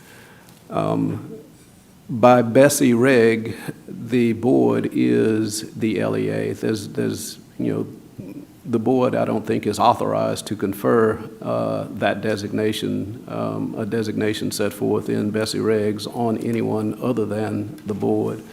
Now, if an opinion of the Attorney General or with assistance from someone with the department would suggest otherwise, then that's the determination that the board is looking for. And I would think that, BASIS and the board could move forward consistent with whatever that determination is. But my reading suggests that you cannot build consistency in the way that the charter was written and with BESI regulations at this point. I received your research. Yesterday, I had internet problems 2 days this week, but I read it very, very carefully with the highlighter. And would you summarize for us the conflicts that you describe on pages 3, 4, 5, and some more on 6? I mean, could you just hit the highlights without going through the entire? Certainly, I guess Thank you so much. I appreciate that, Mr. Blunt, and thank you for being here. I can make it fairly quick in that the bulletins, in particular 1566, repeatedly references the role of the LEA, and that bulletin, in addition to other bulletins promulgated by BESI, suggest definitionally what the LEA is. I also included information that would suggest different readings of, the provision that's in the BASIS charter if we were talking about a school out of this district, likely a school in New Orleans, which allows charters to serve as their own LEAs, but that's not what happens in parishes outside of East Baton Rouge.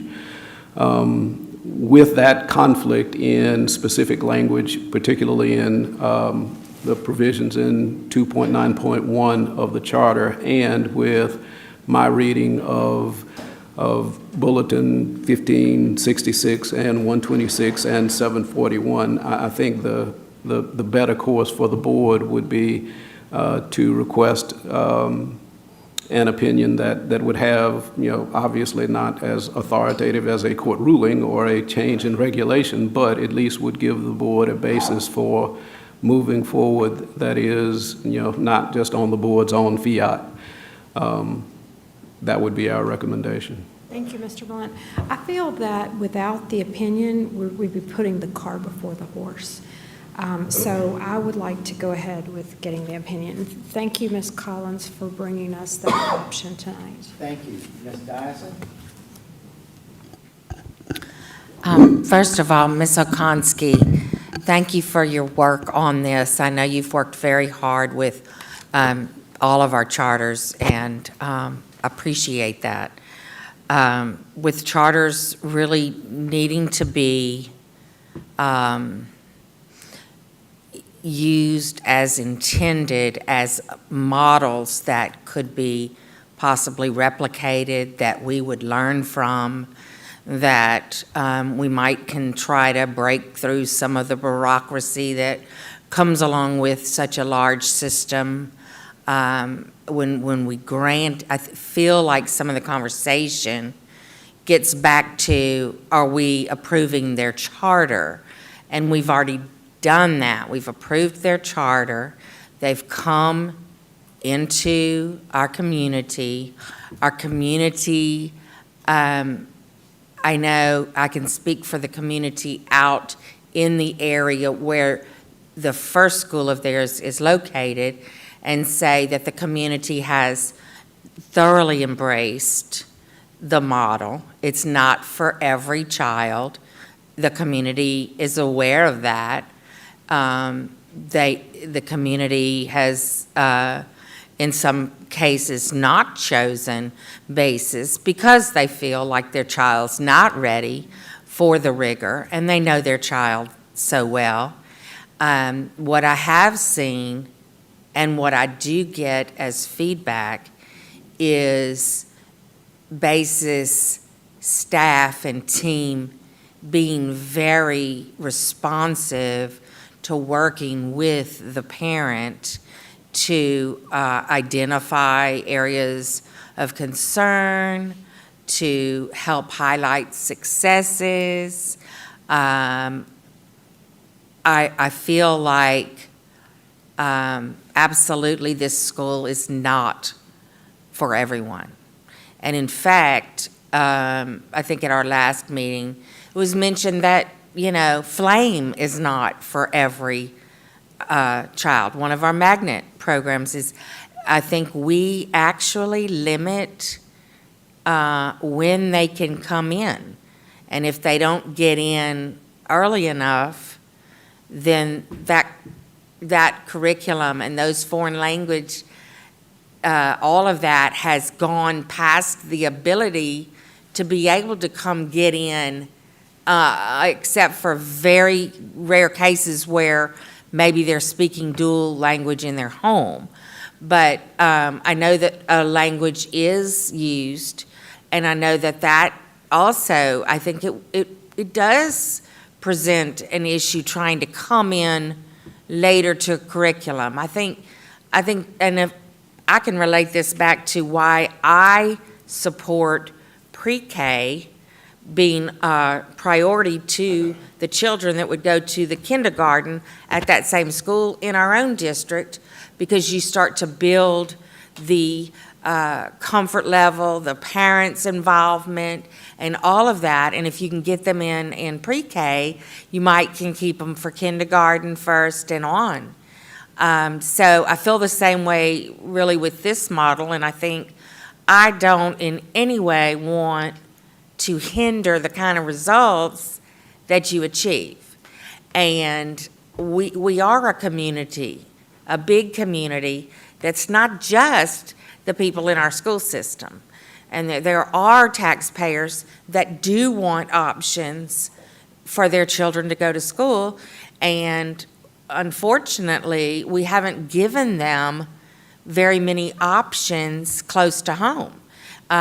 We've got some areas that a board member might represent 3 times the number of schools that are in the District 6 that this school is in.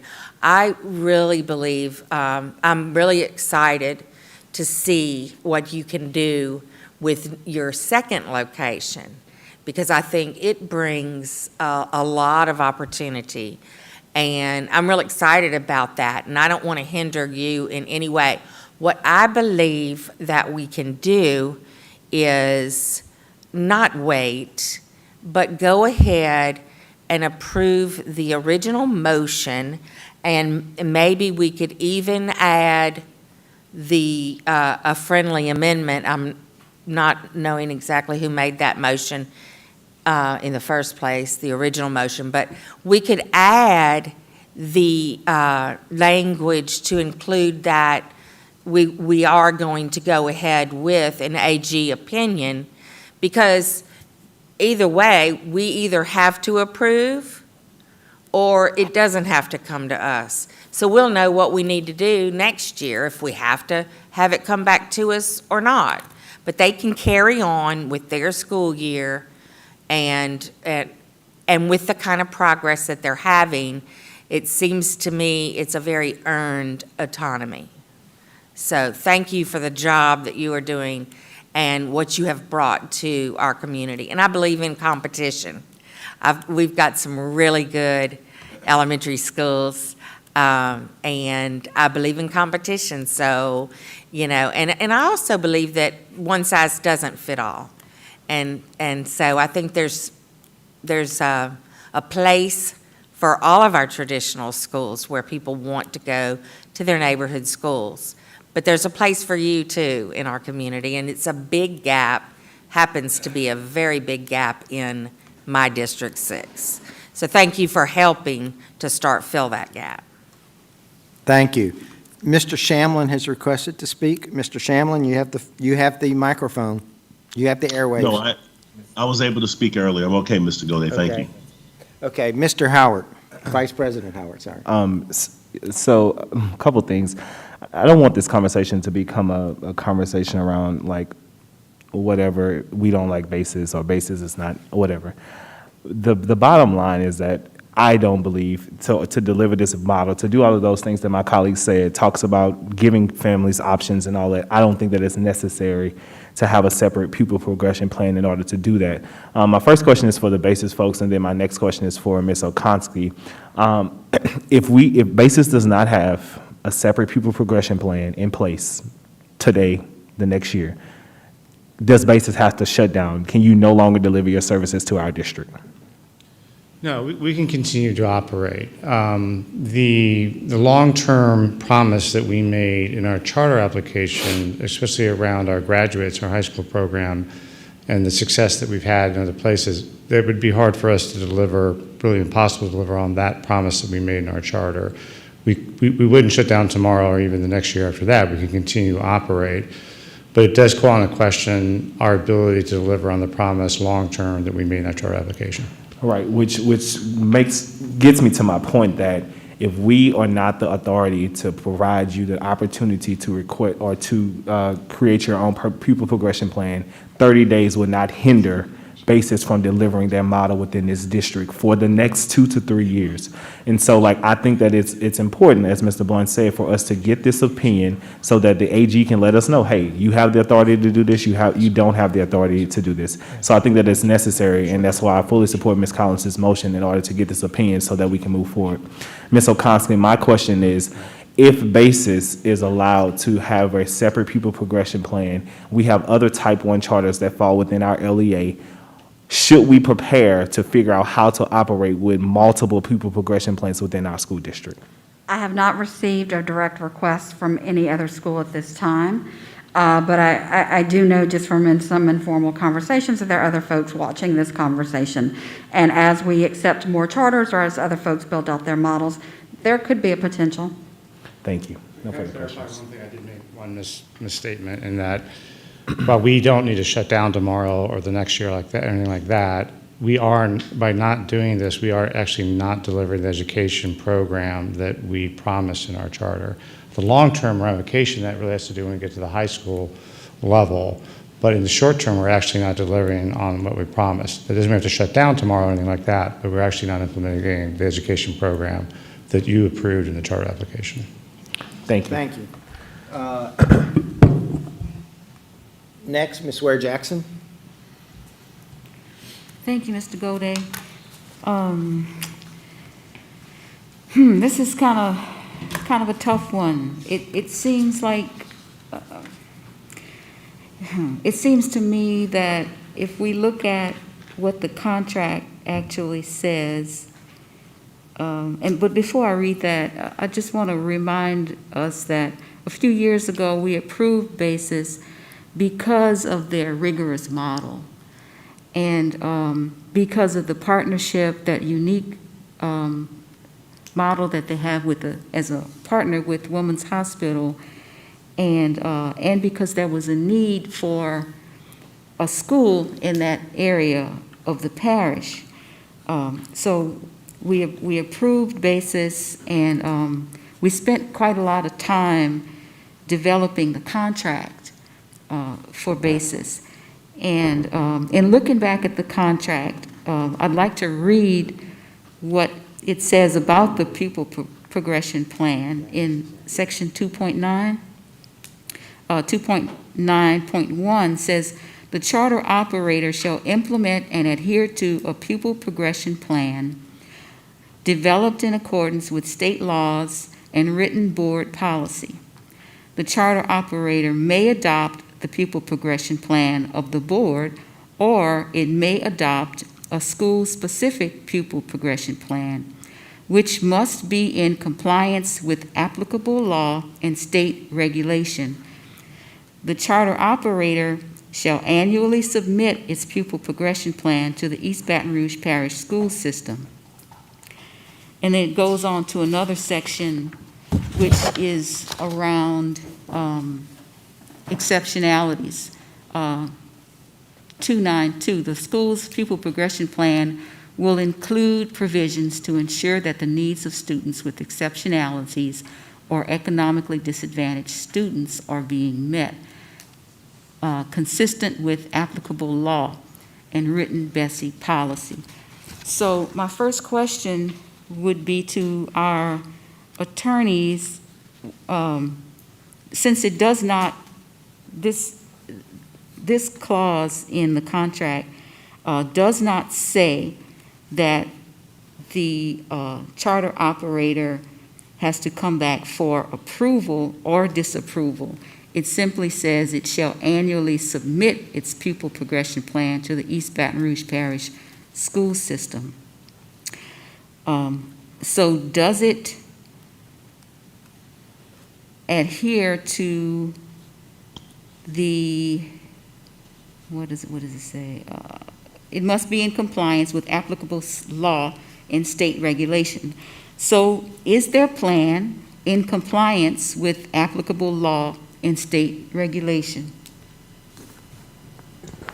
I didn't review the plan to determine whether it was, in compliance with law. What I reviewed was the charter and various bulletins and whether the board had the authority to provide discretionary authority to the charter board with regard to its adoption of a PPP, school-specific PPP.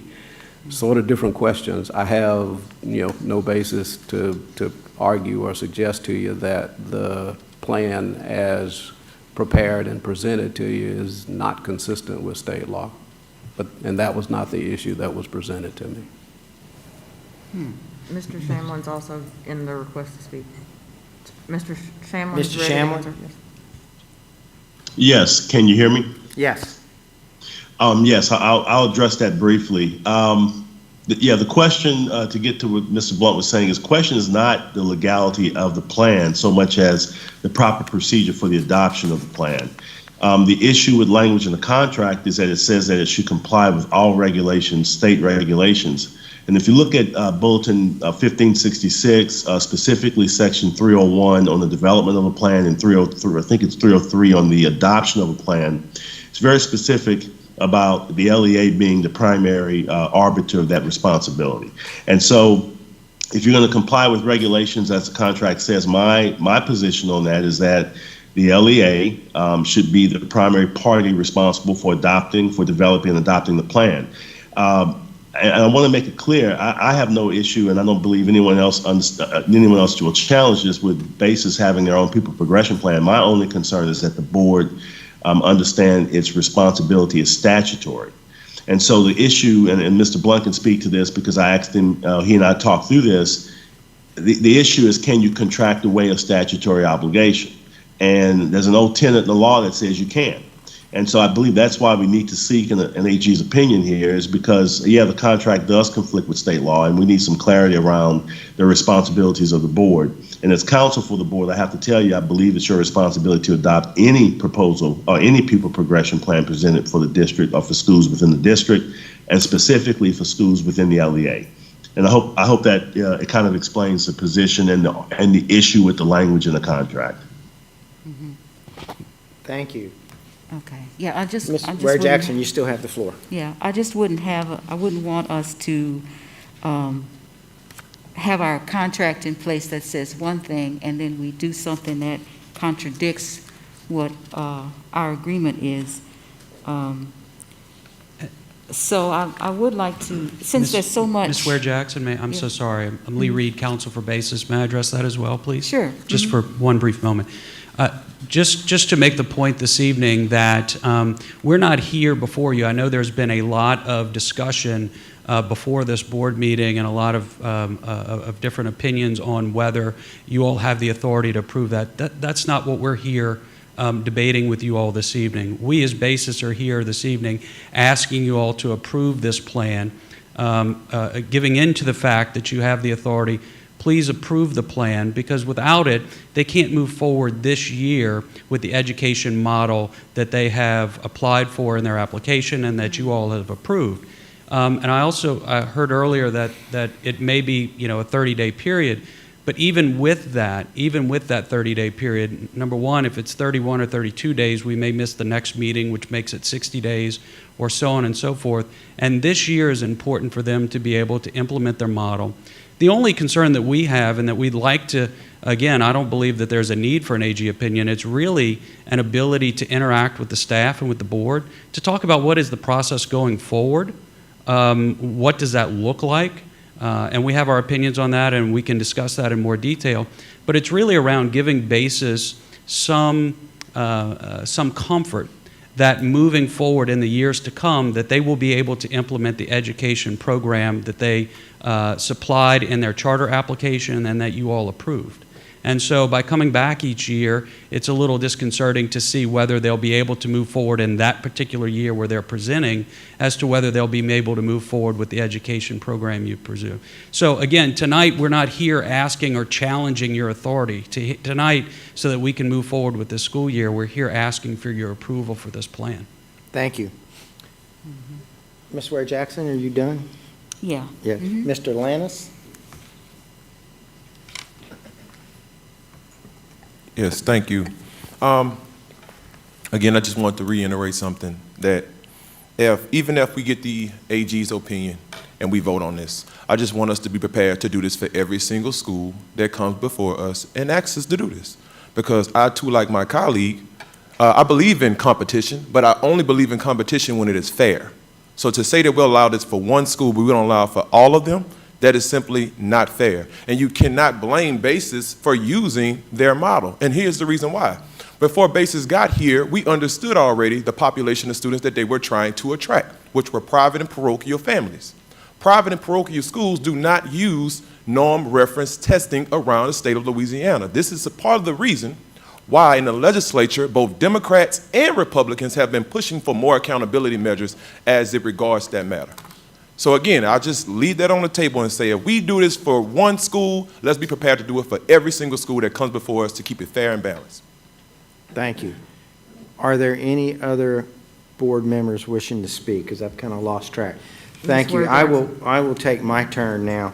A couple of comments I'd like to make is I think we've gotten caught up. I'm sorry, was someone else? Ms. Ware Jackson. Ms. Ware Jackson? Yeah, I'm sorry. There was a question, and somebody brought up the question I was going to ask. In the other contracts, do we have this? I'm wondering if. I mean, we have control over what we put in a contract. So I'm wondering, to Mr. Lannis's point, is this piece in our other charter agreements, as far as around a pupil progression plan?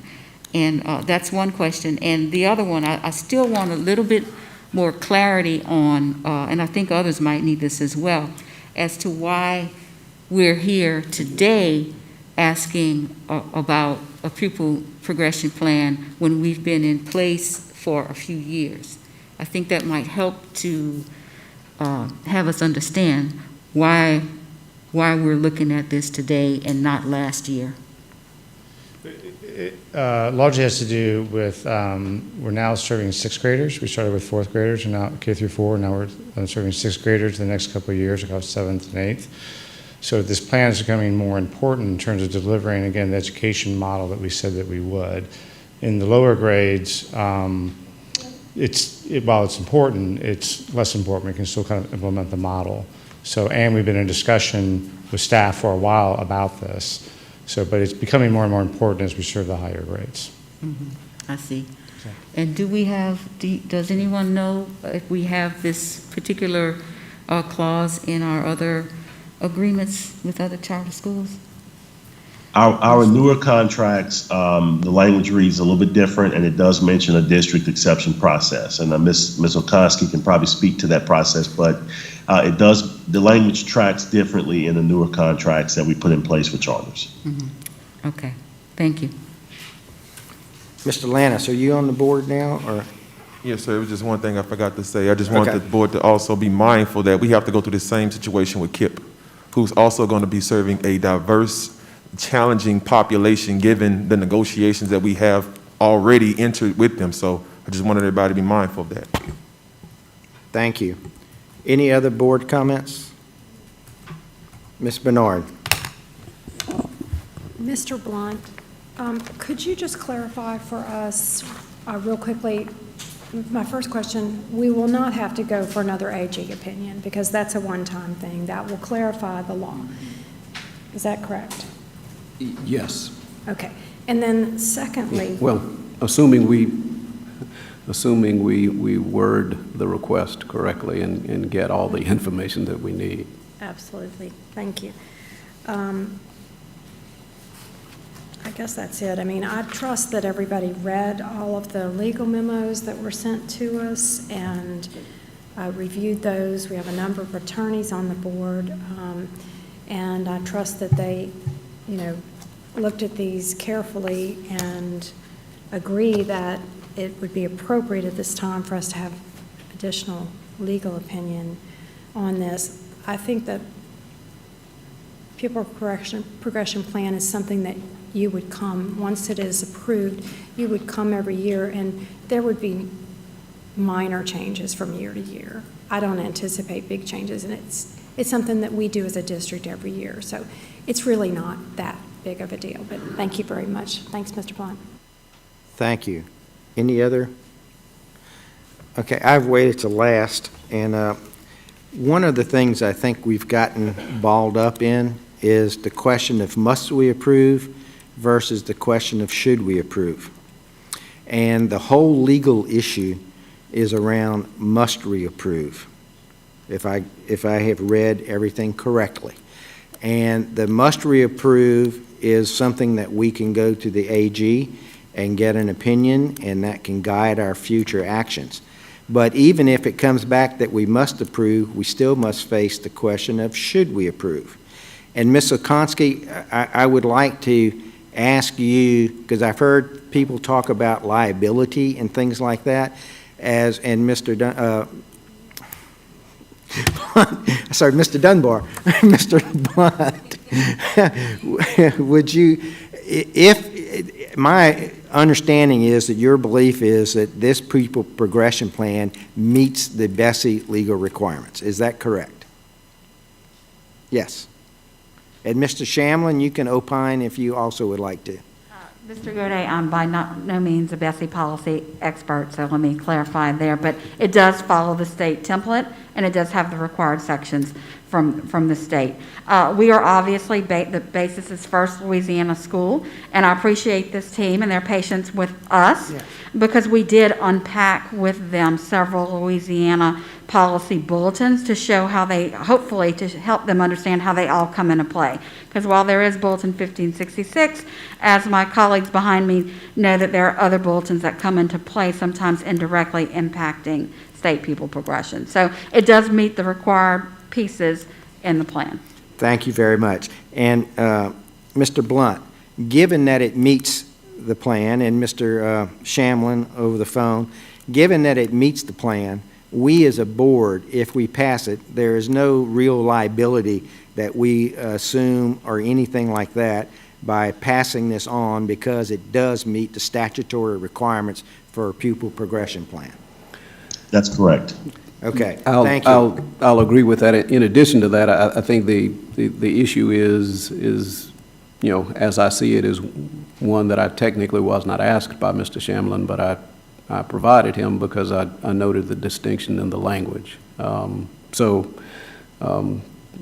think you hit the nail on the head, President Goday, on the distinction of whether versus, whether you have to or. So the AG opinion would only address the must-we, and that will accompany, that Correct. will guide us for future actions as we go through that. And so if we pass this tonight, we can still go for the AG opinion, and it will guide us if we have to do this for every charter school that comes up, or it can guide us that we don't have to do this for every charter school that comes up, depending on their contract. But it still doesn't answer the question of should we pass it. And passing it now doesn't give us any liability because it meets the state law. So my second point is, thank you very much for bringing data to this. And so I'd like to address a few things. If I look at your data here, in your first year of operation, if I remember correctly, you had about 450 students, plus minus? 391. 391, okay, you had 391 students, of which you suggested to retain 8 of them, and of which 6 stayed in your school, okay?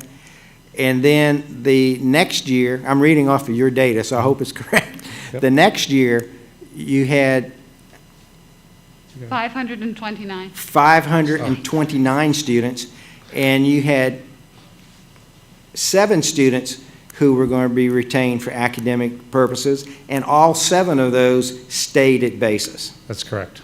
So there is no evidence that this is being used to weed out students or pass students out because of the pupil progression or the testing that you have. Could you describe for me a little bit about how the lottery process works for when you have incoming students, and how, if you have a student coming to you out of, I don't know, pick a school, of EBR school at 5th grade, how would you determine what grade did that 5th grade student go into? First of all, anybody that can apply.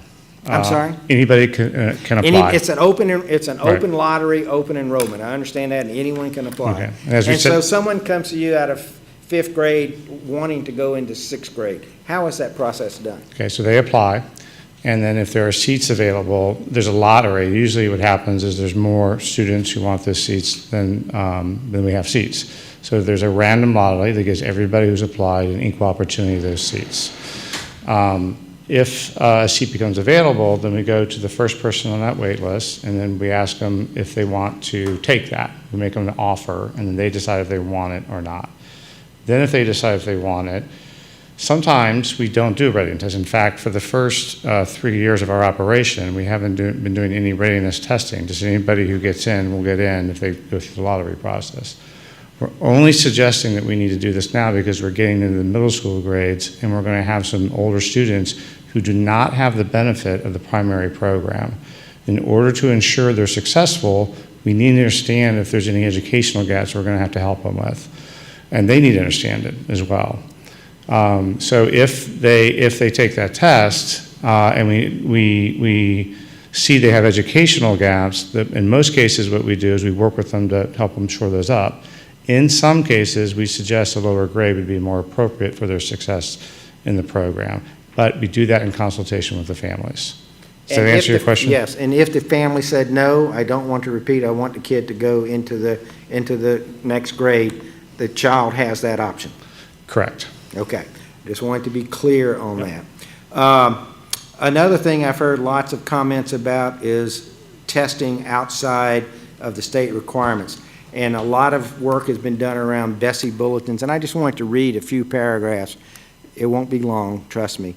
But this, I don't know which bulletin this is out of, Bulletin 1566 of Bessie, which is pupil progression and promotion. And so Bulletin 1556, in paragraph 509, local options, and this is directly from the Bessie Bulletin. In addition to statewide mandatory criteria for student placement, local school boards, and recognize we have the issue of must versus should between who's the board and what we have to approve, by written local policies may also establish local criteria to be used in determining student placement. Such criteria shall be compatible with the statewide criteria established in Chapter 5, Paragraph 501, and shall be submitted to LDE as part of the local pupil progression plan. B, at the option of local school systems, the plan may include other factors to be considered in pupil placements.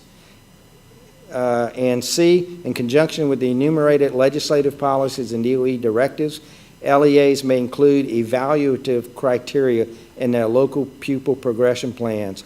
If other criteria used, the pupil progression plan must specify so-and-so and so-and-so. Then under local testing programs, student scores on local testing programs may be used as additional criteria for determining pupil progression. Additional skills may be specified and tested for mastery at the local level as additional criteria for placement. B, with reference to pupil placement, the local school system shall state the name of the instrument and publisher of other testing and screening materials to be used locally in grades K through 12 for general education and exceptional students.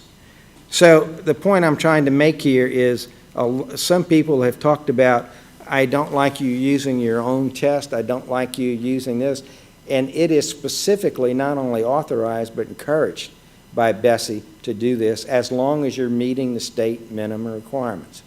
And so that is why I keep coming back. You're not counseling students out. You have an open lottery for children coming in. If they want to try to swim in the deep water at the grade level, they have the opportunity to, although you might counsel them to do a lower grade, so they're not being held back on that. And C, you're using testing criteria, which is encouraged by Bessie.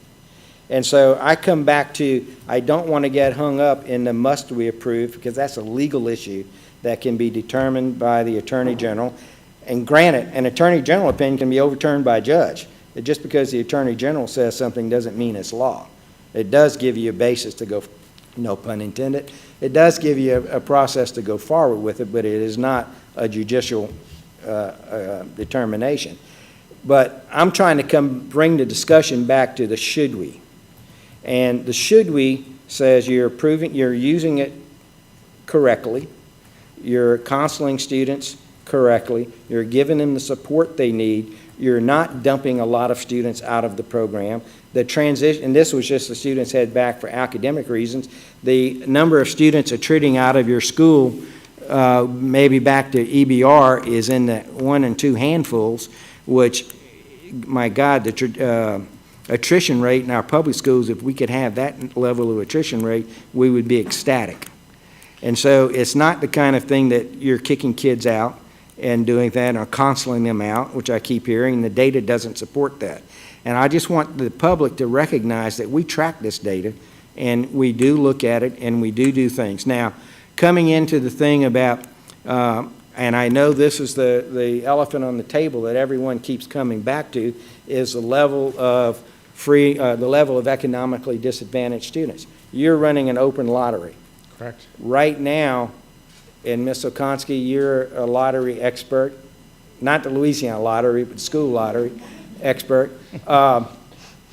Is there an option in the future to have a lottery where academically disadvantaged students are given a priority in the lottery process? Mr. Goday, I'm so flattered that tonight you've made me lottery experts and Bessie policy experts. You wear many, many hats. My parents will be so proud if they're watching at home.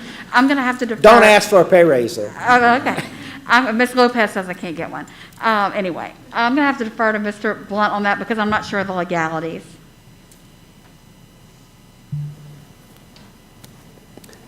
I don't think that anything prohibits it, but I have not reviewed the issue and would likely be better served having looked at it rather than giving you what I just gave you.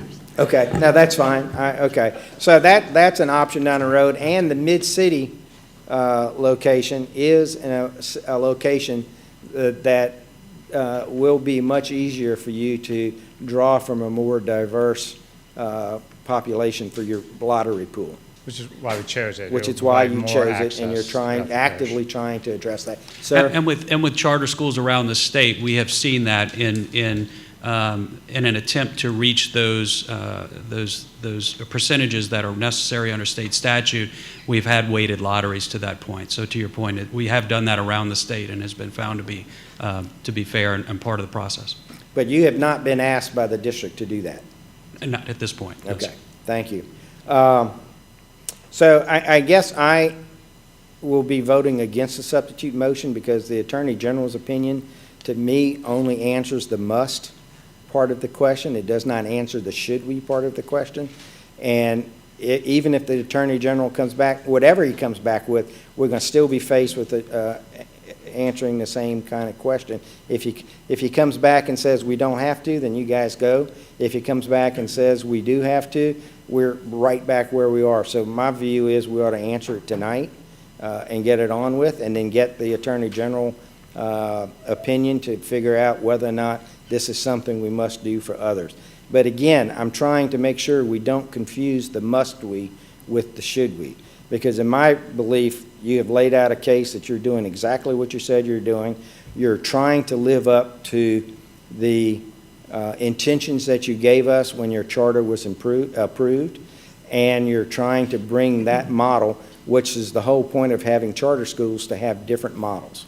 And so, you know, trying to get innuendo aside and anecdotal evidence aside, the data you have brought me shows me clearly that that's not happening, and we're going to continue to follow the data to make sure it doesn't happen. And we do need to do things after your mid-city is up, and I do think we need to do things to enhance the ability for economically disadvantaged children to get into the school. But again, as Ms. Dyson so rightly pointed out, all of the kids in your classrooms are taxpayers, are children of taxpayers. And so it is people we are supposed to be serving. And so I applaud the efforts of going into Mid-City. I think that's a good thing. I would applaud efforts to expand the pool by giving priority into that, and those are all steps that we could take. But I don't think that we as a board should begin to get into the details of how you implement the basis model, which is the whole purpose of which you were granted the charter. So, thank you. That was my comments. I do not know, I think Ms. Bernard, are you next? No, Mr. Lannis, or have you, that was your other? Okay, seeing any other further Ms. Collins. I just want to lift up something that the charter community figured out early on in the reform movement. Elementary age kids and grades are easy to move and lift up. Across the board, across the nation, when you look at charters, etc., not just charters, but when I was once on a charter school board, so I'm familiar with what the conversation was at the time. There was a big, high school ain't working like we thought it would. Middle school too, maybe to a lesser degree. And I lift that up because by basis' own admission, this is important now for the upper grades. The data is not going to reflect the concern being lifted up about counseling the kids out because the lower grades are easier. It's going to start hitting in the upper grades, and I just want to lift that up. Thank you.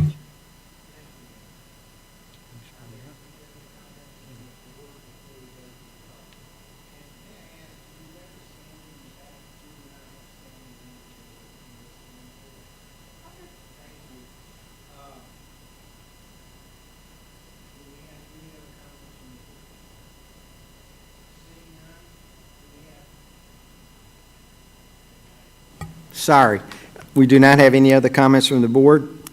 I would like to now give ability for the in-person attendees in the other room or in this room to come forward with comments.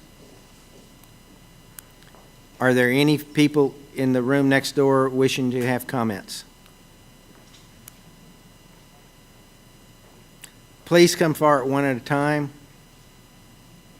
And the basis team, would you please take your seats? Yes, ma'am. Would you please state your full name? Yes, my name is Tara Rubottom. Go ahead. Oh, okay. So I'm one of the founding families for BASIS, and I'm originally from Texas. And so when I moved here about 19 years ago, I was sort of in turmoil about finding a good school for my daughter. And, you know, I went back and forth between private school and the public schools and getting opinions of different people on what's the best school, go magnet, go charter, go to this private school. And my daughter was in private school for a while, and I found that as an African-American child, she was automatically looked at as someone that did not have the capabilities to do the accelerated programs that the schools were offered. And I felt like she was held back in what they call like a different track, where they have a track 1, track 2, track 3. And I didn't want her to be put in that position. So as I researched the different schools, some of the private schools had her take tests and, said that she wasn't able to really attend the school based on what her grade level was or what she was capable of as far as her academic. So moving forward, when we started at Basis, when she was in 4th grade, I was really worried about like where she was going to be and how she was going to succeed, especially as a black child. And Basis was amazing. She really struggled in math, and I found that she went from being below level in math from a private school to being above level. She's a 6th grader this year, and she's taken pre-algebra, which is amazing to me because every other school said that she was a year behind. She's also taken physics, chemistry, and biology, and she's taken her 2nd year Latin. I absolutely trust the teachers as far as what they think she's capable of and the grades that she makes, but I do think it's extremely important that there's some sort of a standard test that they can administer to the kids where they'll be able to, across the board, compared to all the charter schools in other states, that's comparable to show that she's ready to move to the next level. Because what I don't want for her is to have the disappointment that she's had at other schools that have told her that she's not capable to take the classes that she's actually able to take. So with that being said, I really think it's important that you guys pass the pupil progression plan because I don't want my child to feel like she's failed. Thank you. Thank you, ma'am. Sir? Again, would you please state your name?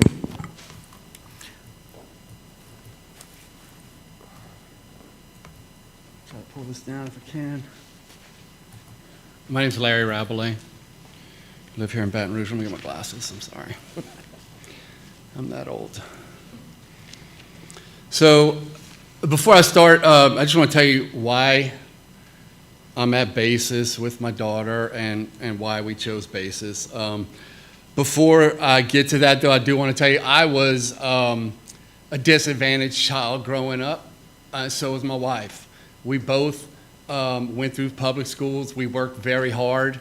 My wife graduated high school at 15 and went to an Ivy League school. I joined the Navy. I spent 21 years in the Navy, retired, and then I went to LSU and graduated LSU. And we both went separate paths with 0 options in our lives. My mom was a widowed mother of 5 kids under 6. And I ended up doing pretty good. So part of that history is the reason I'm telling you that is because that was weighing on my mind when I decided to apply in the Basis. Prior to that, we were actually at the international school. So why did I come to Basis? So one thing about Basis was, or is, they accept students based on an open lottery. So anybody and everybody comes. There's no click, there's no pick and choose, there's none of that with the person who's sitting next to my daughter. So we like that. Another thing about Basis, it's the Students Foundation, it starts from day one. The school, what we have found, provides students of all levels with the resources, the knowledge, and the skill sets they need in order to pass any of these tests, exams, benchmarks, whatever. They give everyone the proper resources and tools to give them a fair chance of passing any exam to advance. We looked at the numbers, we looked at the curriculum, we looked at the results. You guys, y'all all heard the results. So those are things that we looked at and we said, when our daughters are in high school, that's the level we want them to be on. We knew it was going to be a lot of work on them, and we knew it was going to be even more work on us. So BASIS has a proven blueprint for success. The benchmarks, the testing, the curriculum, it's all part of that blueprint, which has yielded the top results that y'all heard and you have read today. In addition to the numbers, though, my wife and I... Sir, take a few more seconds, and Okay. that's your 3 minutes is up. Okay, thank you. In addition to the numbers, diversity is also very important to my family. My wife is African American. We have a biracial daughter who's a third grader. 2 years ago, we adopted a Hispanic daughter who is 2 now. So diversity is very important to us. We want our children to grow up, experience school, and have lifelong friends from all walks of life. Thank you, sir. And we feel that Baton Rouge BASIS is going to do that. Thank you, sir. Appreciate it. Next.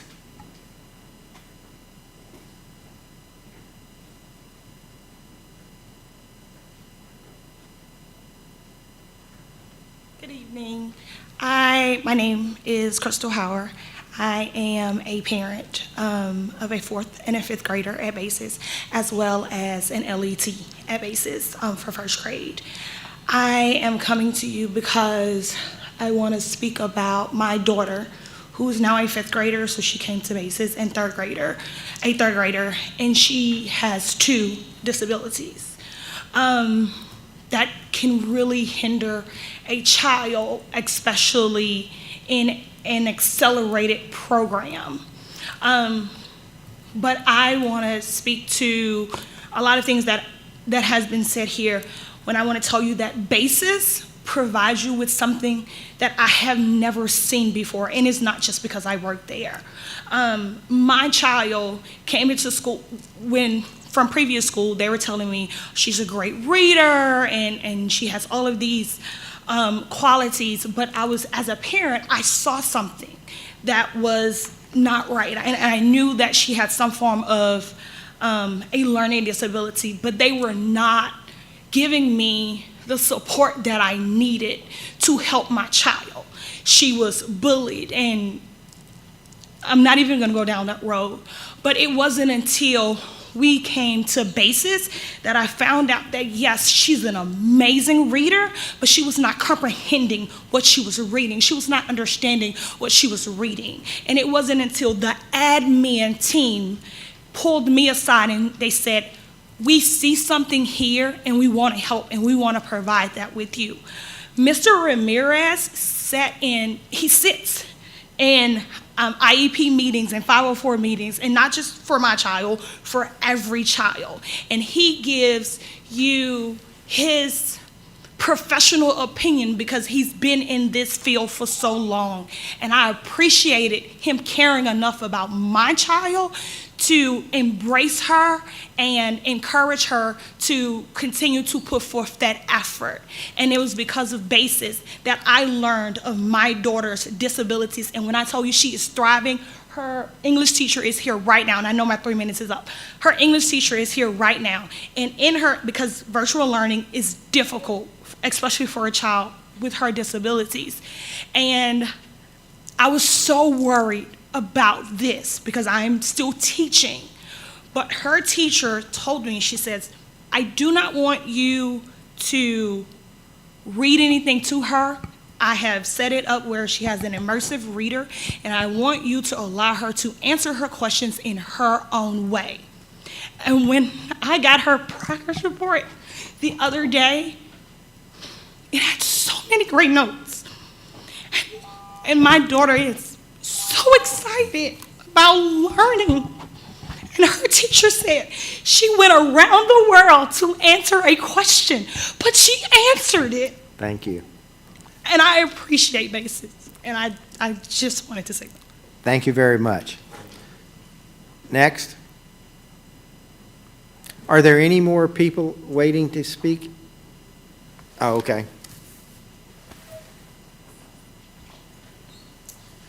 Good evening, members of the board. Chris Meyer with New Schools for Baton Rouge.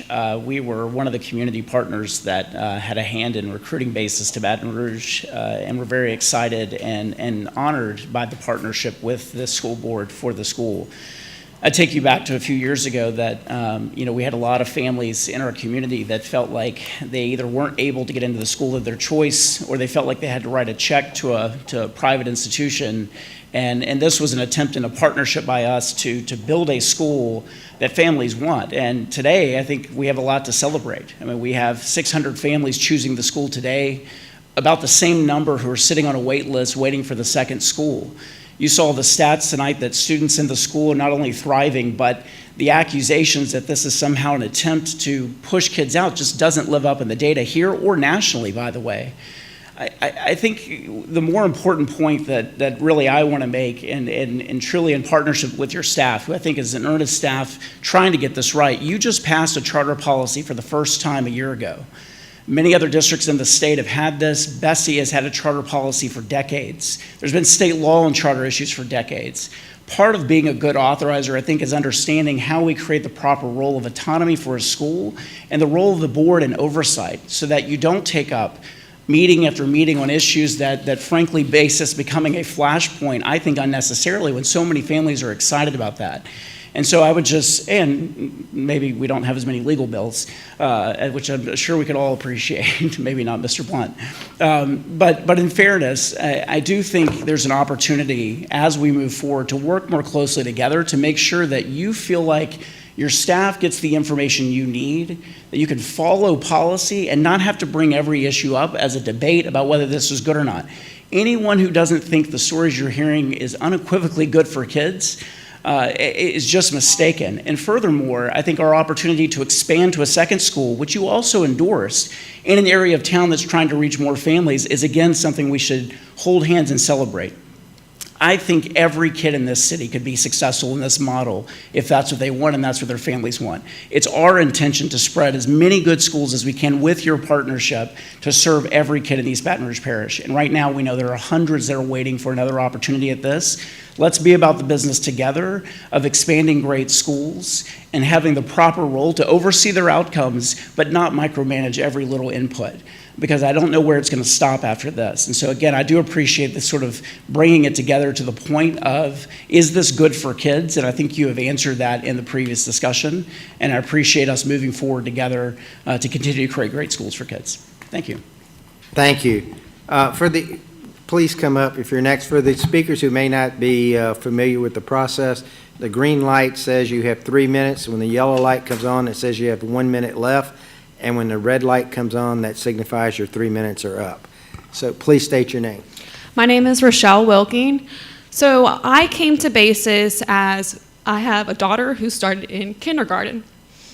I moved here from Zachary School District to come to BASIS. I came to one of their info meetings and I was hooked. I thought their program sounded exactly what I was looking for. As someone, I knew I could not pay for private school. So before I committed to living in EBR, I moved in with my mother who lived in EBR to try out BASIS.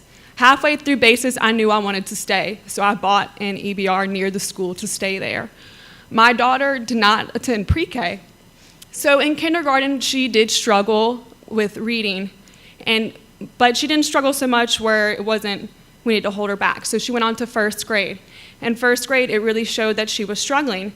So the school noticed that right away. And their teachers met with me multiple times to address the situation.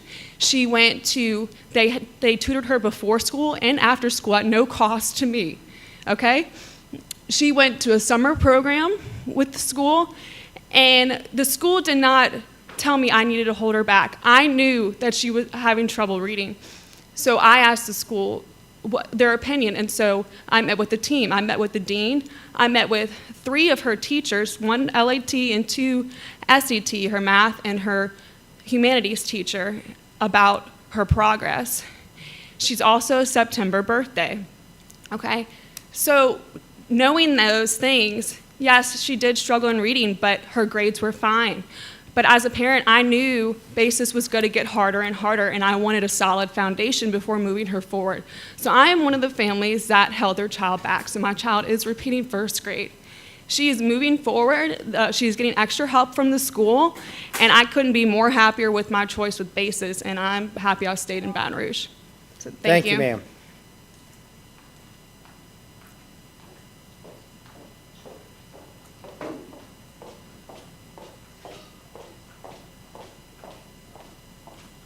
Good evening, members of the school board. Melissa Brand, Counsel for New Schools for Baton Rouge. Thank you for giving me a few minutes here to address the board. I know the board has talked a lot about charter school law, and I'm going to give you just a small more dose of it. I think it's important that we don't get lost in the weeds here, and we look more at the broader picture of charter schools as autonomous beings under the law, right?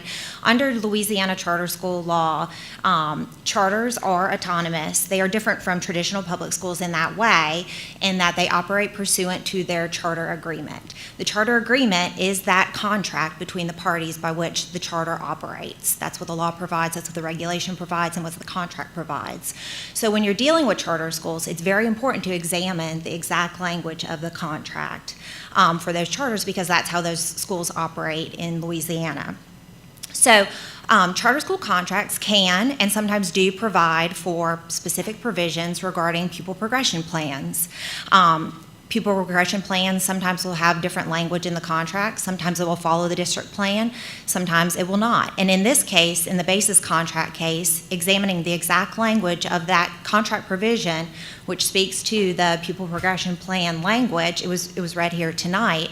It's very specific in that basis may adopt the board's pupil progression plan, or it may have its own school-specific pupil progression plan. So I think it's important, looking from a broader perspective, that we don't get lost too much in the weeds here, that we look at the exact language of the contract, which again is the agreement between the authorizer and the charter school for it to operate.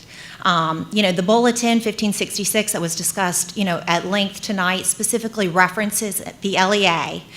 Here, basis, where is not its own LEA under the law, does not follow those specific provisions for the LEA like the school district.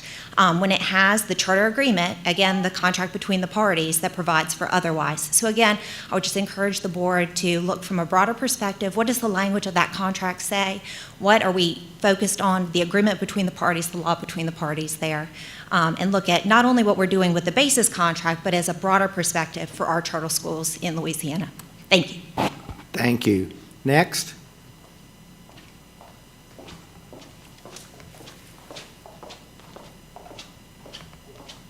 Hey. Oh, I am too short for this. Okay. My name is Fawn Ty, and my child goes to basis, and I'm not being rude. I need this because I'm a golf task. What I wanted to say. I have 3 major points. So I'm going to try to run through it real quick because I feel they're all important. And my first thing is I want to talk about how I read this plan, and really it's just like the EBR plan, but there were a few things that's different. One of the things that I heard tonight, and really the only thing I kept hearing tonight, the concern was about why do we need this comprehensive test? Why do we need this comprehensive test if we feel our teachers are competent enough, right? Why do we need another test?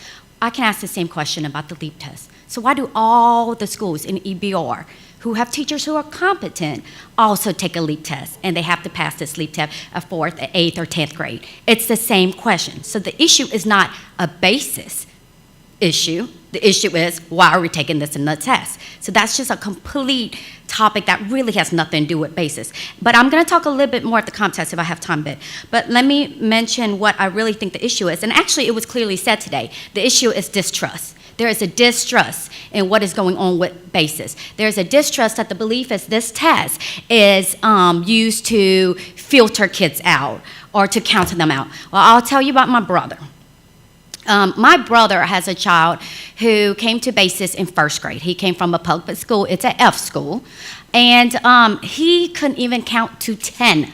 Okay, he could not count to 10. And he went to basis. The first week, they called him in, the teachers and the administrators there, and said, hey, we have concern about Ethan. He's not even able to count 10. He really should be in kindergarten. It would be better if he was in kindergarten. And they strongly suggested this to my brother. My brother is very prideful. He said, nope, My child is not going to kindergarten. He is staying in first grade. You know what Basis did? They could have turned around and said, okay, that's your choice. That's what you did. Your child's going to fail, and that's that. Well, they didn't. What they did is they pulled him out every day and had somebody help him catch up on kindergarten skill while he was doing first grade skill. They provided free tutoring before school, free tutoring after school. Now, a miracle didn't happen. The kid didn't just like suddenly become on level. He actually still failed. He moved from an F to a D, and he got an award for most improved kid in that grade. The confidence was, exceptional, was great. So now he's actually on level. It works. So that promise that they make that they pull your kids up to level, they really do. Okay? So it is not about trying to filter kids out who can't make it. Okay, 20 seconds. Let me say my last thing. Okay. About this test, the difference is this. When the child's in 8th grade, like my kid's in 6th grade, he's going to be in 8th grade. The LEAP test, their math is going to be pre-algebra level. My child would be taking Algebra 2. He would have taken algebra, pre-algebra, Algebra 1, geometry, and Algebra 2. Why are we going to use a LEAP test and say he's capable in the next grade? And I know it's time's up. I'm just going to wrap it up real quick. But I'm just saying it would be amazing if I could be like, oh, I want an easy test, and my kid can just pass on. I would be happy if he's Basis forever. But the truth is, I want what's best for my child. And what's best for my child is to be ready and successful next year, and I don't want that false claim. And then Thank you. Just being successful. Thank you so much. Oh, my math, I need it. Thank you. I wish I could talk that fast. Next.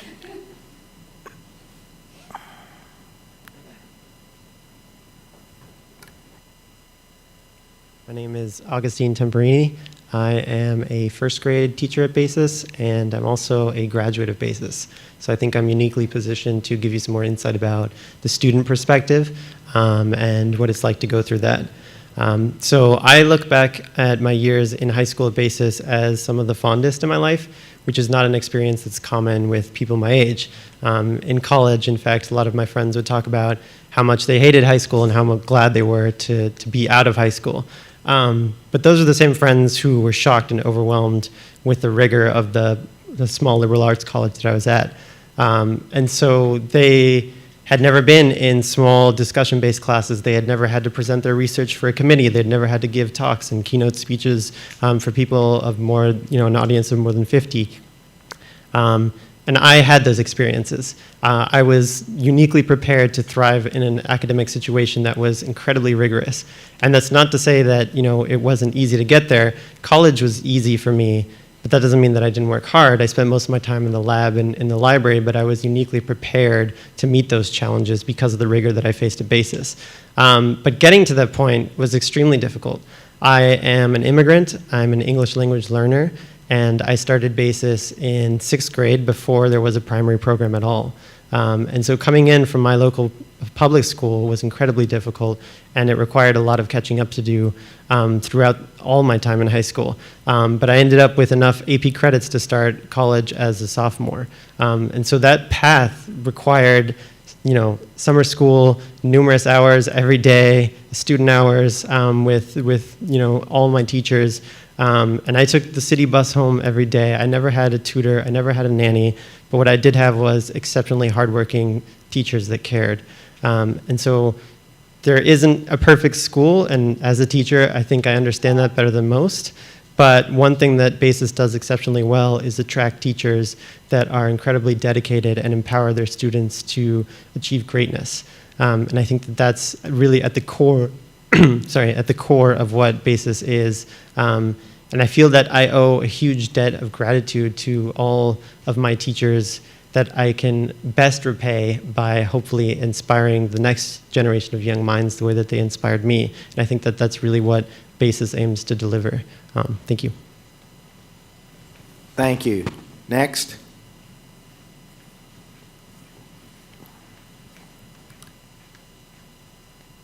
Hello, my name is Linda Anderson. I am a teacher at Basis. I have taught with Basis for 6 years. I actually followed Mr. Ramirez here from Tucson when they decided to open Basis 3 years ago. I would like to address Vice President Howard's point of racial and systemic injustices as far as we know that that is a thing. When I was growing up, I was born in El Paso, Texas, to an immigrant and a black man from Buffalo, New York with a prison record.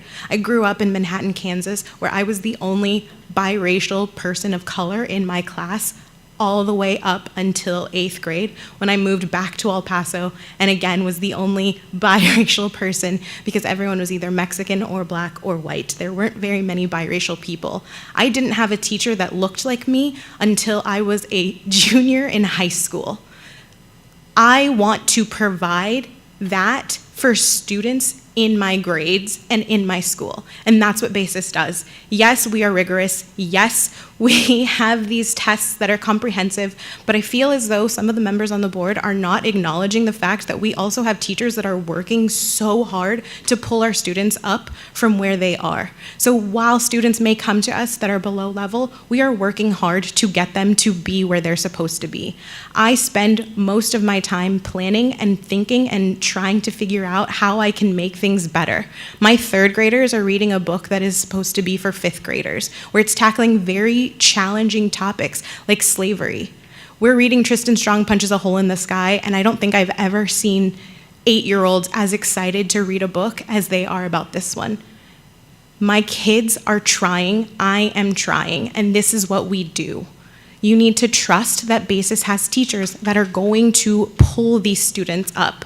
Not like, oh, we're gonna pull you by your bootstraps, because we all know that that mentality doesn't work. It's a village situation, and I am, and all of the other teachers that are involved with BASIS are trying to build this community up because we want what's best for Baton Rouge. I believe it was you, ma'am, who said you wanted people to come here and use people from this state. And what we are trying to do at BASIS is make sure that we are the best. We're not trying to make Louisiana anything. We're not trying to come from Arizona and say, oh, you need to fix this. We're just trying to make Louisiana better because we want to try. We're here, we're here, we're here. And it's to help this community achieve everything that I feel all of you people want it to achieve. That's all I have to say. The teachers are working hard. Please acknowledge that. Thank you. Next from the audience.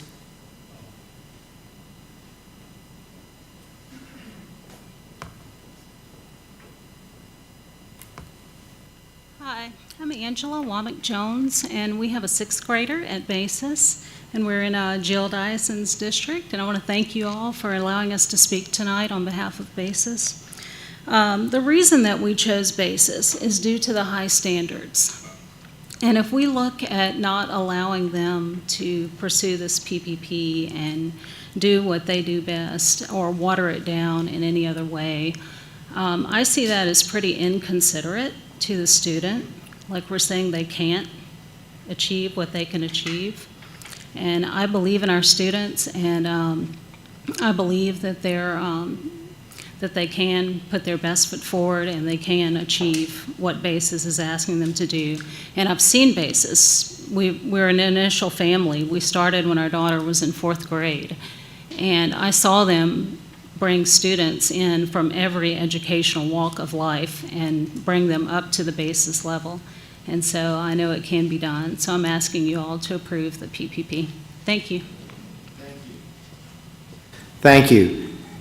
Are there any other comments from the audience? In the other room, anyone wishing to speak? Can I have a hand wave if anyone is out there? No? Okay, we will begin with the online, and if someone changes their mind, they can have a chance at the end. So the online comments. First is from Dr. James Finney. BASIS applied to operate Type 1 charter schools within the East Baton Rouge system. If the East Baton Rouge Parish Public School progression plan is somehow inadequate, BASIS is just as free as I am to pursue you as a board to make changes to the system-wide plan. The ability of BASIS to compare their Baton Rouge results to those of other schools elsewhere is not your problem. Please deny the request from BASIS to operate outside the district's accountability network. And thanks again for allowing the submission of electronic written comments. From Aubrey Turner. I am a parent at Basis Baton Rouge. My wife and I choose to send our scholars to Basis because of their rigorous education and academic standards that they have had for years. It was a seamless transition from private school education. We have not been disappointed as our children are learning and gaining knowledge that we believe will give them great opportunities for scholarships and diverse options in their higher education and career goals. I have one child that receives interventions because while he's in second grade and working on the 8th grade reading level, he needs added attention to not miss basic instructions. Basic personnel have been instrumental in making sure he has what he needs. We will continue with Basis and plan to continue our involvement with their community and administration. From Anna Marie Blank. Our academic magnets that require entry exams don't have separate pupil progression plans. The existence of inequitable barriers in our other EBR programs is not an excuse to create new barriers within new programs, especially considering the equity resolution that you just passed. If the current student pupil progression plan for our district is sufficient for the academic magnets and for self-contained gifted and talented program, it is also sufficient for Basis. Basis plan is not even a federally recognized norm. They claim to have good results in other states, but they have cherry-picked their students to get these results that they then deem, quote, successful. The students performing on their tests do not reflect the general populations of the areas in which the schools exist. Rather than success, the result reflects the ability of Basis to weed out students who don't perform to their extreme standards. Do now allow them to have a separate pupil progression plan. From Tanya Nyman. Basis should not be allowed to amend its pupil progression plan.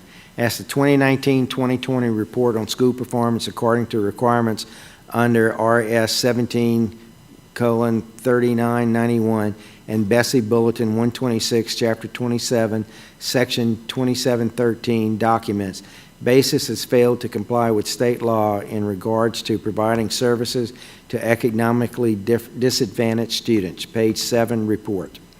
They serve too few students who are economically disadvantaged. Because Basis at Women's is a corporate charter, it is already allowed significantly reduced benchmark and still falls far short of this requirement. That alone should compel the board to vote unanimously to deny this proposal to implement yet another means of denying low-income students access to their program. From Jennifer Harding. Unless something has changed recently, Basis's model is the same as it was when they first applied for a charter in EBR. It is confusing to me now why now the pupil progression plan is suddenly an issue. Why wasn't this something the board was approached with when Basis charter was initially considered? If this special pupil progression plan is approved today, does it set a precedent for other charter schools in our district to all design their unique plans? And if so, is that really in the best interest of EBR students and families? From La Porsche Oconchino. Yes, schools are able to accept, retain, and promoted students if they are coming from another school, but students don't try to take that road due to believing your curriculum is trustful and honest from the start. So if a child is retained and leaves to go to a public school, 10 out of 10 that student will be retained. Exit out the testing if you truly believe your curriculum is 100% for all students. And I will refresh one more time. And that is the end of the online comments.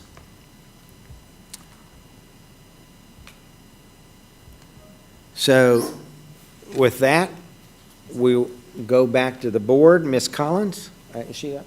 Yeah, Ms. Collins. Thank you. I just want to say that I agree with the comment about the LEAP testing, and I don't agree with LEAP being high-stakes testing either. And to that point, your children have to deal with LEAP and basis testing if you would move forward with this. I think it's important to lift up that no one is anti-rigor. Y'all want to keep framing this as if we saying we don't think you need to have rigor. It's not about rigor. Lots of schools in EBR have lots of rigor, and not just the magnet schools. We have several schools that are National Blue Ribbon that have no magnet or anything attached to it. No one is trying to make you dumb down anything. Okay, it is purely a question of whether or not you are using it as a tool to weed out students. Also, in none of my questioning was I in any way doubting the ability or competency of BASIS's teachers. In fact, if anything, what I was doing was propping up those teachers and wondering why BASIS doesn't trust its own teachers to determine what grade the children should be in, especially since they make an exerted, specific effort every year to do professional development to make sure they understand how to do grading. And that'll be my last comment. I'll go ahead and close on. Thank you. Next, Vice President Howard. Yeah, I just wanted to uplift that same notion that there is in no way, to the young lady who addressed me, that I in any way distrust the competency of teachers at BASIS. In fact, someone who is like my daughter is a student at BASIS. And so it has nothing to do with BASIS being rigorous. It has nothing to do with teacher competency, because what has happened for Peyton at BASIS is great for Peyton. But what I am saying is that there is no need in my mind as a sitting board member to have to address or have a different policy to do those same things. You can deliver your model without it, in my opinion. And so you can agree or disagree with me, but that's my opinion as someone who is a sitting board member with an opinion about what happens for education and educating students within this district. So whether you agree, whether you disagree, that's my opinion. I have never sat here and claimed for the competency of a teacher, of a principal. I played tennis with Mr. Romero. So it's nothing about BASIS. It's about what I believe is an equitable model and delivering it for all students within our district. So I won't be attacked about competencies of teachers and the staff of BASIS, because, listen, I entrust my own, like my daughter, to go to the school. So it has nothing to do with my belief in what BASIS can do for students, but everything in my belief in what is best and equitable for every single student within this district. Thank you, Mr. Howard. Is anyone else on the board? There is no one else requesting to speak. We've been to the public. So now we will be voting on the substitute motion. Madam Secretary, could you please read the substitute motion so everyone can be clear? Substitute motion to postpone approval until such time as an Attorney General opinion has been rendered regarding whether a charter school board is a city or parish school board under the definition of the state law for the purpose of the adoption of the BASIS Pupil Progression Plan, and further authorize General Counsel the authority to seek AG opinion on an expedited basis. Thank you. Madam Secretary, would you please conduct the vote? Please vote.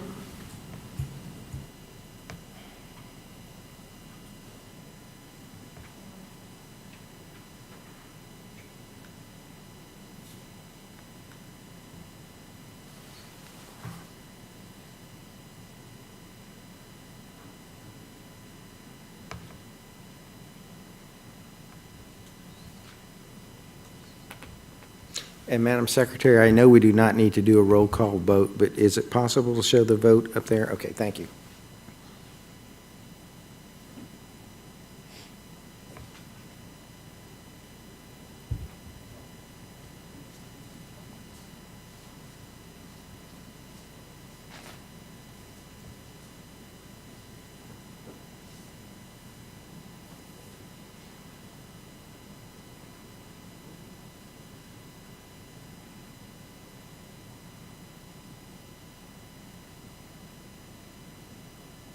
I can't see that for, The motion carries 5 yes, 4 no.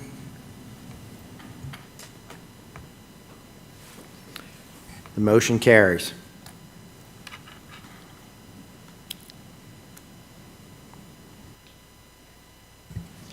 Next, we move on to the consent agenda. Ms. Ware Jackson, would you please read the consent agenda? Okay, consent agenda. The following items to be approved as part of the consent agenda. The following items are considered to be routine and will be enacted with one motion. There will be no separate discussion of items unless a board member so requests, in which event the item will be removed from the consent agenda and considered as an item on the regular agenda for a separate vote preceding the last item on the regular agenda. 2, grants. Consideration of the following grants. Benedict Explorations Grant in the amount of $2,500 to provide funding for the Roman Technology Project at Glasgow Middle.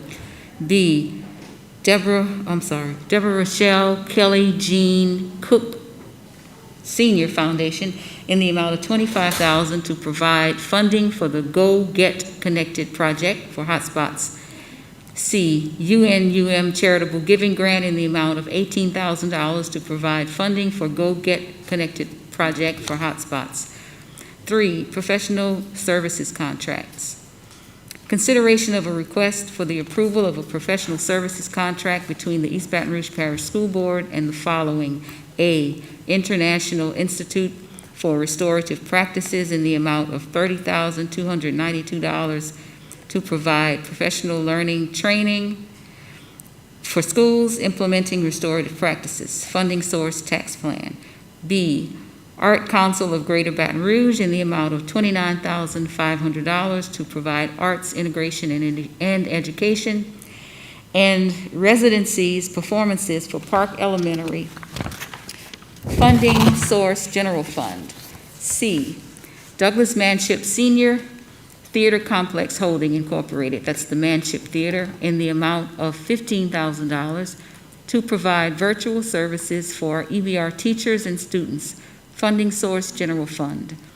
D, Kids Orchestra in the amount of $20,000 to provide after-school enrichment for K-5 students. Funding source general fund. E, Volunteers in Public Schools, VIPS in the amount of $25,000 and $58,000 respectively for the Everybody Reads and Everybody Counts programs. Funding sources Title I and General Fund. And 4, Pupil Progression East Baton Rouge Parish School System. Consideration of a request for the approval of the district's pupil progression plan for the 2020-2021 school year. And this ends the consent agenda, and I so move for approval. Thank you. Seconded by Mr. Tatman. Are there any comments or questions from the board?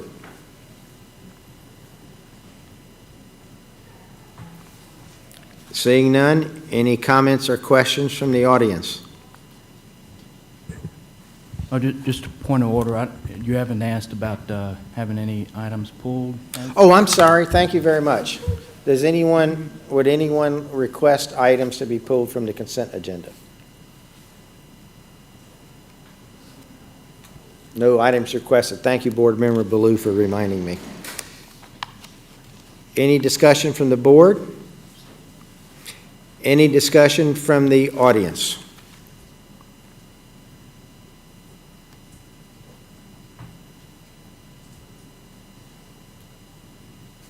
No comments from the audience? No comments online? Back to the board. Madam Secretary? Please vote.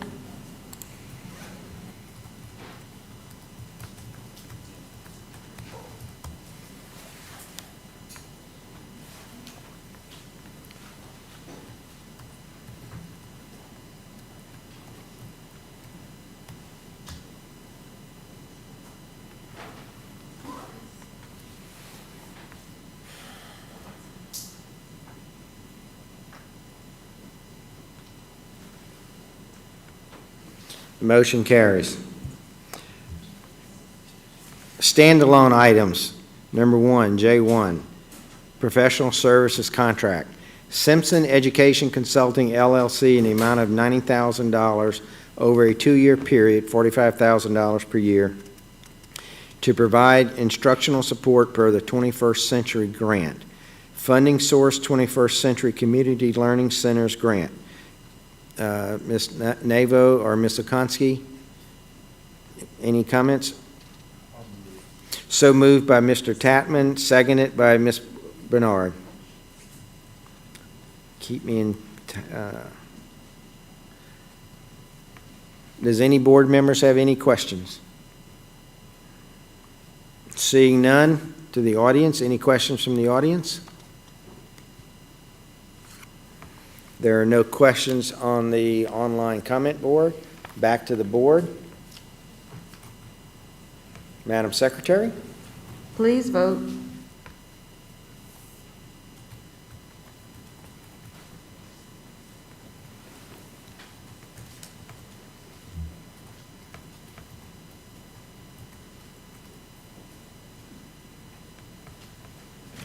The motion carries. Thank you. Item K1, resolution adjusted millage rates. Consideration of a request to adopt a resolution to adjust millage rates for the tax year 2020.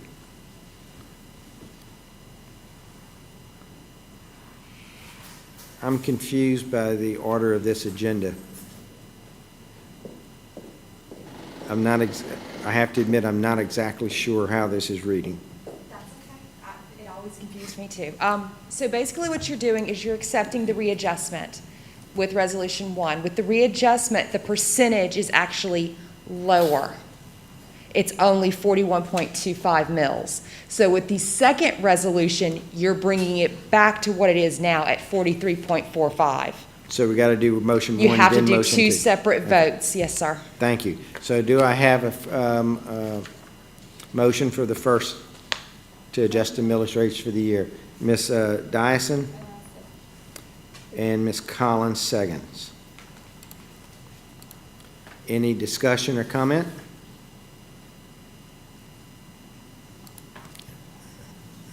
Any discussion or comment from the audience?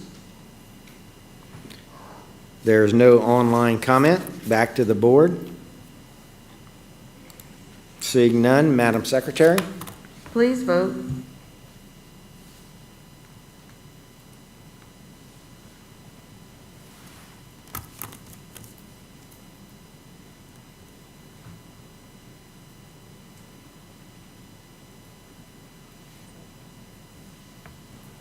Motion carries. Motion carries. Resolution 2, consideration of request to adopt a resolution to set forth the adjusted millage rates after reassessment and roll forward the millage rates not to exceed the prior year's maximum millage tax for the year 2020. Do I have a motion? Moved by Vice President Howard. Do I have a second by Ms. Collins?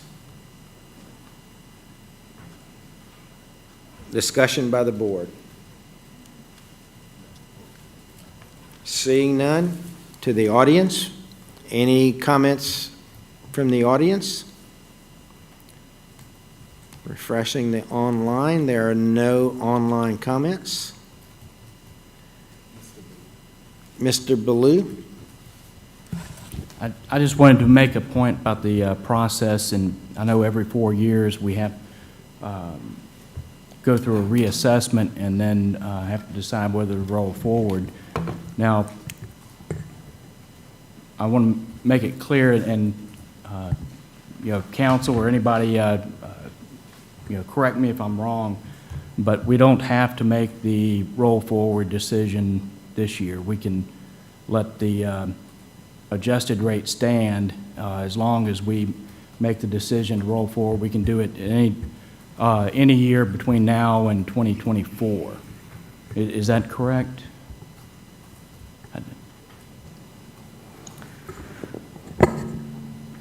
Yes, I think that is the answer to your question. But if we don't do it by 2024, that adjusted rate would lock in. So I just wanted to make it clear that we could bring this up for a roll forward in another year. And the reason I bring it up is that I'm against the roll forward this year because the economic hardship that our taxpayers are going through right now with people out of work and business owners having to shut down. And I think it sends the wrong message, as a government entity to raise taxes at this point. I think it'd be more appropriate to look at our economic situation a year from now and decide if it's appropriate to roll forward. But I don't think it's appropriate this year. And for that reason, I'd like to make a substitute motion that we not roll forward this year.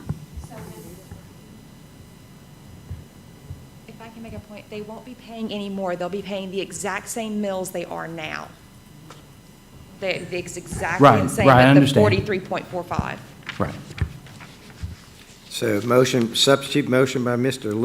Ballou, and a second by Ms. Bernard. Mr. Blue, what's the actual motion? Anyone? I have a question for Mr. Shamlin, because the situation that Mr. Ballou described, that we can do it annually once a year for 4 years, is not the understanding that I had. I had the understanding that if we don't do it this year, we forego the opportunity to do it ever again until the next reassessment. That's the understanding I have. And at the next reassessment, the maximum we could roll forward to would be the rate that is assessed now. Mr. Shamlin, are you online? Yes, that is my understanding as well, Mr. Godet. So I don't know, Mr. Blue, I'm not trying to argue, but I do not have the same understanding that you just put forth. Could Mr. Ballou repeat his question? His question was, could we not roll forward this year and maintain the same millage rate? Could maintain the same dollar rate this year, and then next year roll forward the millage rate to get the increase in dollars. And I was under the impression we either did it this year or we couldn't do it. So right now, I'm going to use hypothetical numbers.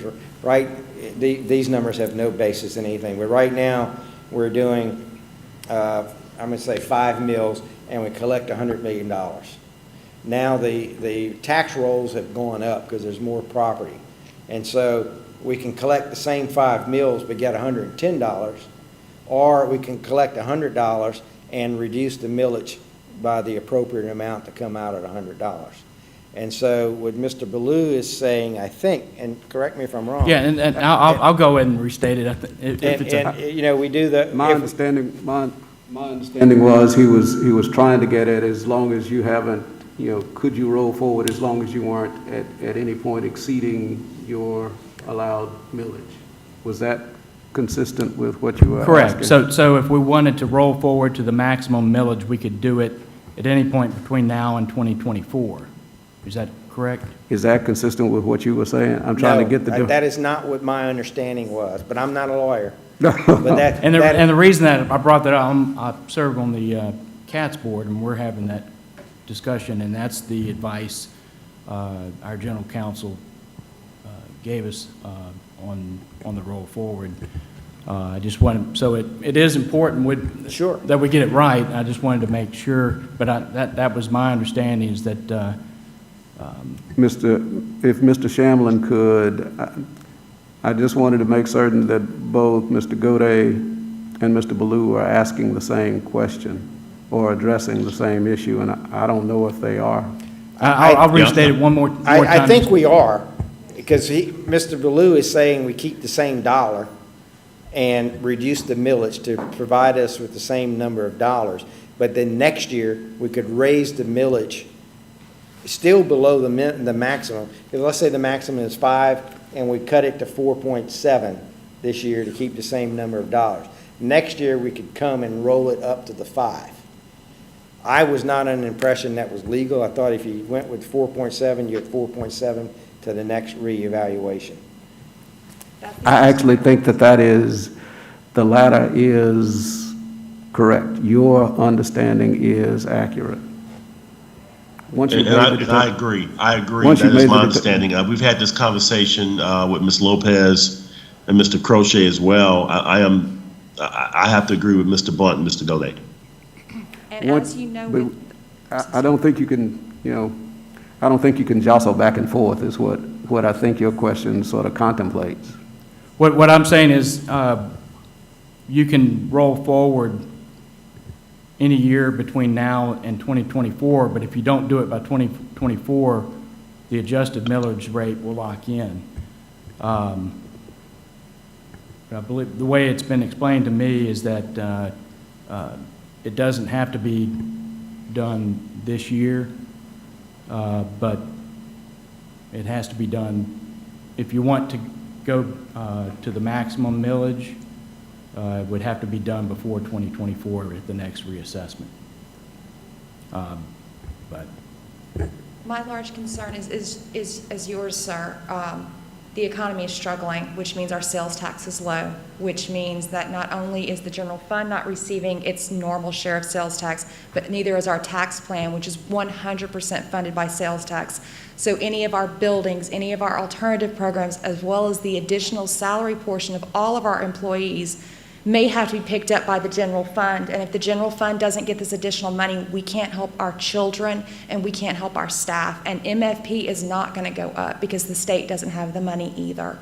We have to do what's best for our children. So I recommend that we go ahead and roll forward.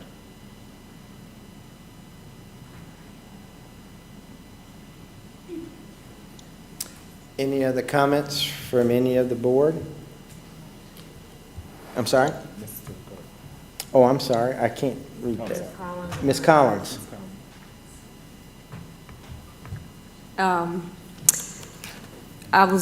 Ms. Lopez, this 9.2 million, if we don't roll, then we don't get that 9.2.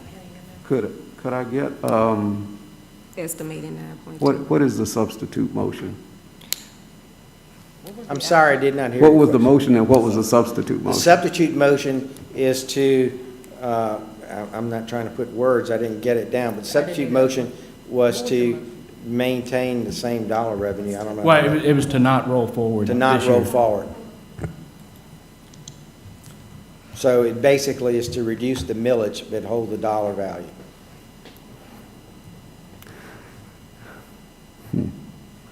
The election to not roll forward is an election. So I don't think you get, I don't think you have the leeway to go back and forth. You either do it or you don't. Either you do it or you don't.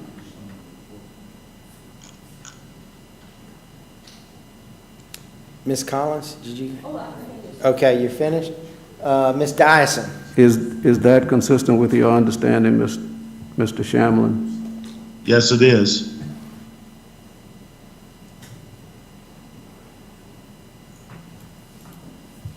Ms. Dyson? So I am in complete agreement that families are hurting, businesses are being lost, homes, people don't know how the unemployment amount that the state allots is $200 and something max, and you can't pay a house note or, feed your family for that. And I'm very concerned about the families who used to be able to do all of these things, who still are getting their tax bills and recently received the envelope that showed their property values going up tremendously in many cases. So for property owners, for renters and renters, I believe that it's going to have to trickle down to them because their landlords have to pay the bills.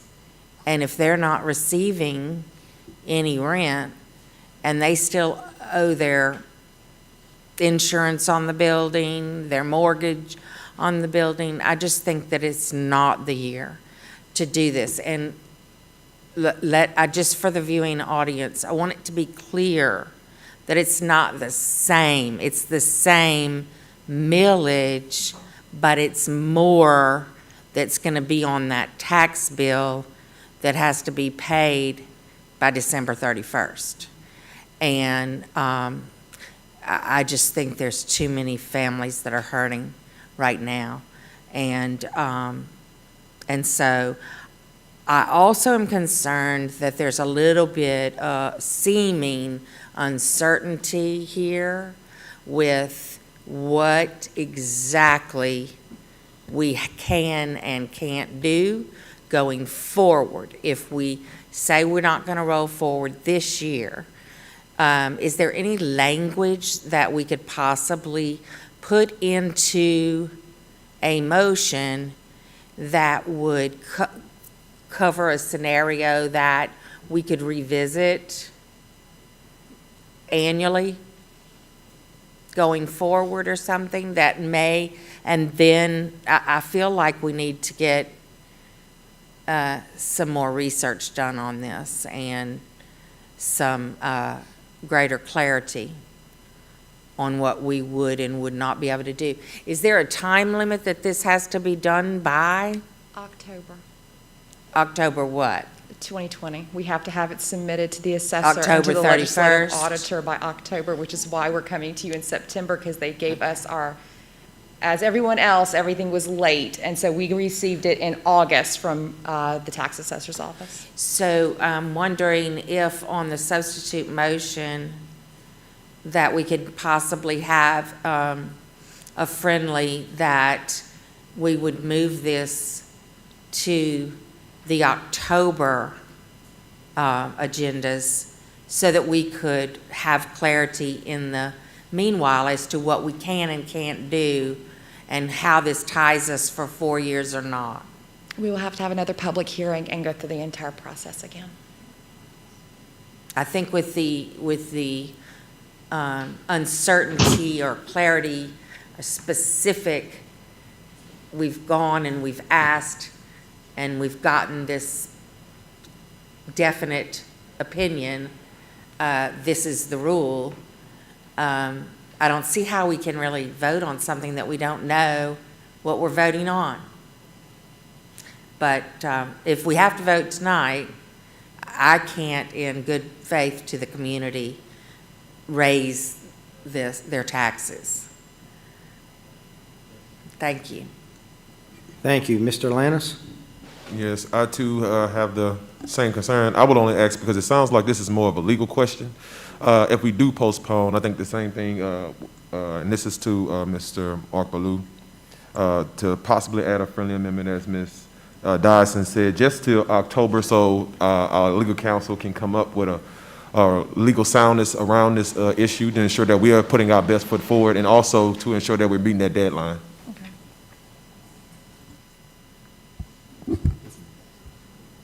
Thank you. Vice President Howard? Yeah, Ms. Lopez, I just want for you, because I know when the assessor first hit us up, well, not hit us up, but they reached out to us about the importance of getting this on the books, and you were like, what are you going to do, virtual, like in person? Like, what does that do for the process? And I completely agree with all of my colleagues about making sure that we have a sound understanding before making a decision. But, you were telling me about the 30-day notice and all of these different things. Like, what do we need to do in order to have that in October so that we can get the right information? Honestly, sorry, this has never happened. Y'all always vote for it. This is usually pretty easy. So what we'll have to do is I'll call the legislative auditor's office. I think we're going to have to reset the process, but since we're all live again, short of something terrible happening, it won't be a problem. I will have to put the notice in the paper 30 days before the next public hearing, so we'll have to do that first part of next week. Okay, so we do have time I just wanted to clear the process up because I'm in agreement with my colleagues that we need to have a clear understanding for the sake of what's happening in our world to make sure that we are making the right decision. And I also, when we do come back, if you could just have the what happens if we do it and what happens if the board decides to vote against it, because I know that's very also concerning with the 9.2 million shortfall in the general fund, and we know where our finances lie. So right. I just want to make sure that we have all of those things so that we can make sure that we're making a sound decision going forward. Could I get clarity on the timetable again? Yeah, that was going to be my question. So if we have to advertise 30 days ahead, how long does it take that to get in the paper? I can get it in the paper within a day or so because it can't go in the legal ads. It So has to- we may be looking at a special meeting late in October in order to pass this at a public hearing. Yes. Because it's got to be in the paper for 30 days before we It can has to be in have, the paper 30 days before, yes. 30 days before. So I'm okay. We just recognize we're setting ourselves up for a special meeting, but The October meeting is. the October meeting is 30 days from today, and it's not going to get in the paper. Till at least So we're Tuesday. gonna- Because I have to call the lady and you have to give the advocate time. So it's going to be, so we're going to have a special meeting, which is fine. We can have a special meeting. Or we could move the regular meeting, and just depending on what the board's preference is. I've gotten so criticized for moving meetings, I will not touch that. Thursday evening, the third Thursday of every month is sacrosanct. So we have a motion on the board, no further comments from the board members? I still don't think we have clarity on what the substitute motion Well, yeah, I is. wanted to make sure, so we're clear that we do have time if we defer it. We're going to Is try. that- I'm going to call the legislative auditor tomorrow. If not, we'll have a special meeting next week. And if, Well, but No, I we won't can't. have time, We can't because it's not but I covered have to have 30 the days 30 ahead. days. Yeah, millage is tricky. There are a lot of rules. so if we do have time, I'm willing to defer it to make sure we're clear, unless there's a way to amend it in such a way that we take the vote and we're still able to have another vote before we submit it. I don't, if necessary. So let me ask another legal question. If, the way I understand the law, since we passed step one already, and again, I'm not a lawyer, I'm just saying the way I understand it, that if we do nothing, it would automatically lock in to the number that represents the dollar figure. That is that my you get to. appreciation, yes. Okay. Yes. So technically, if we pass a motion deferring it for 30 days or deferring it to a special meeting that meets the time frame, then we could do that and not lose any of our options. I don't think you have not changed your action with regard to the millage by deferring it. What is the motion on the table? That we don't have clarity Well, on. I'm willing to amend it to, so that we defer it until the October.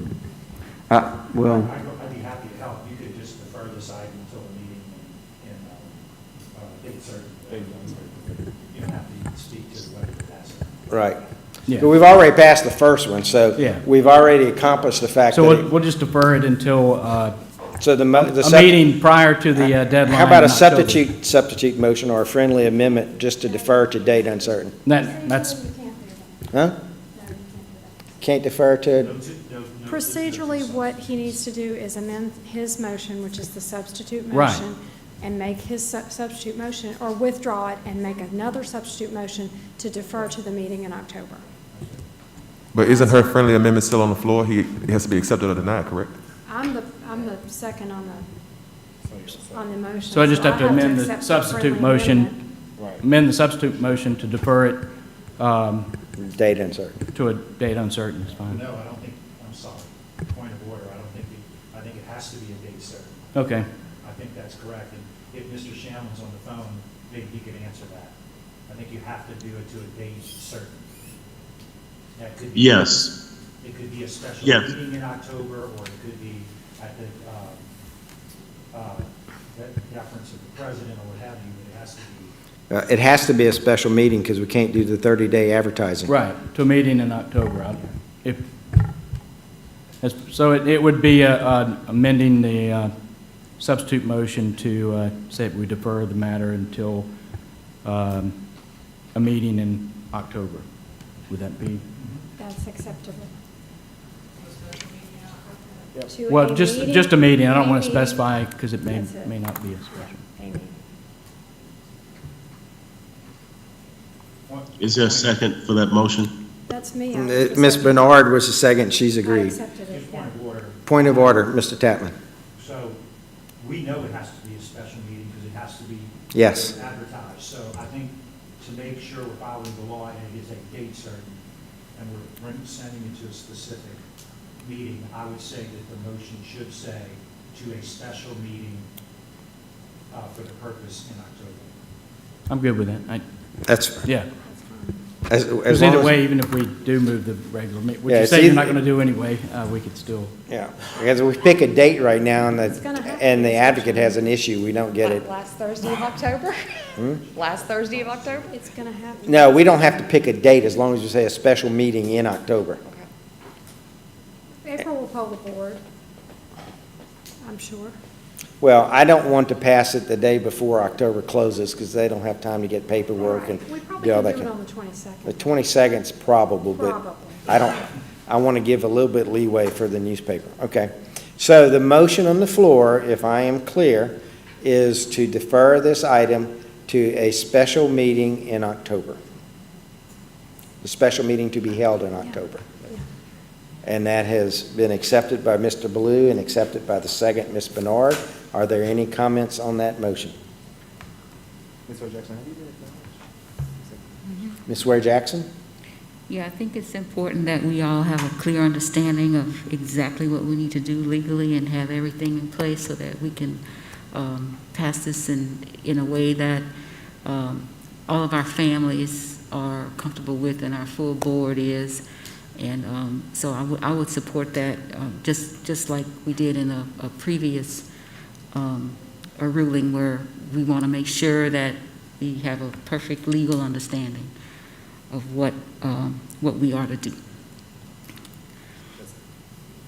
To board members, I need to make sure that I understand the questions being asked, so I will contact you after this meeting. It's my understanding the legal question centers around the ability to move forward or back, or the options you have in that way. Is that correct, Mr. Blue?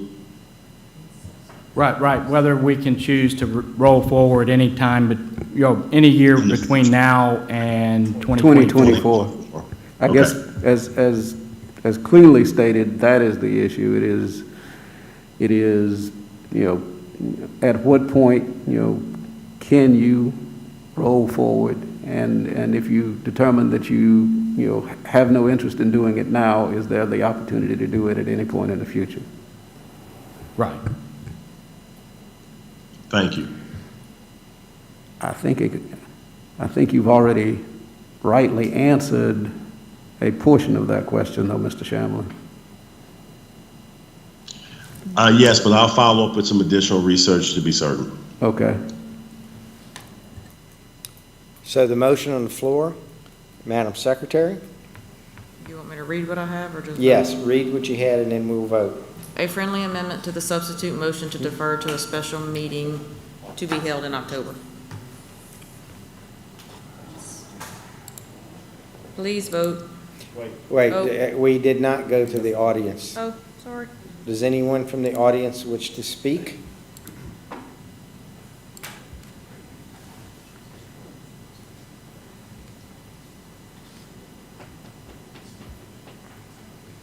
And I do have a comment from Kelly Creel.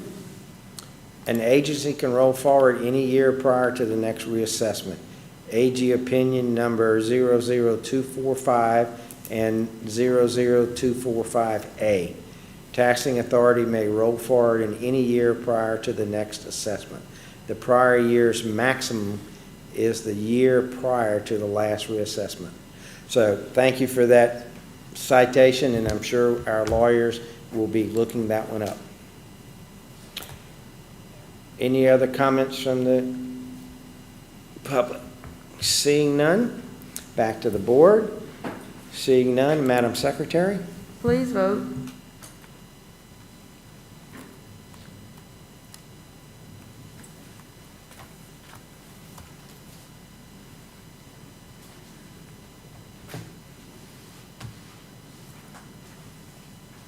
Mine is not showing up. Ah, there it is.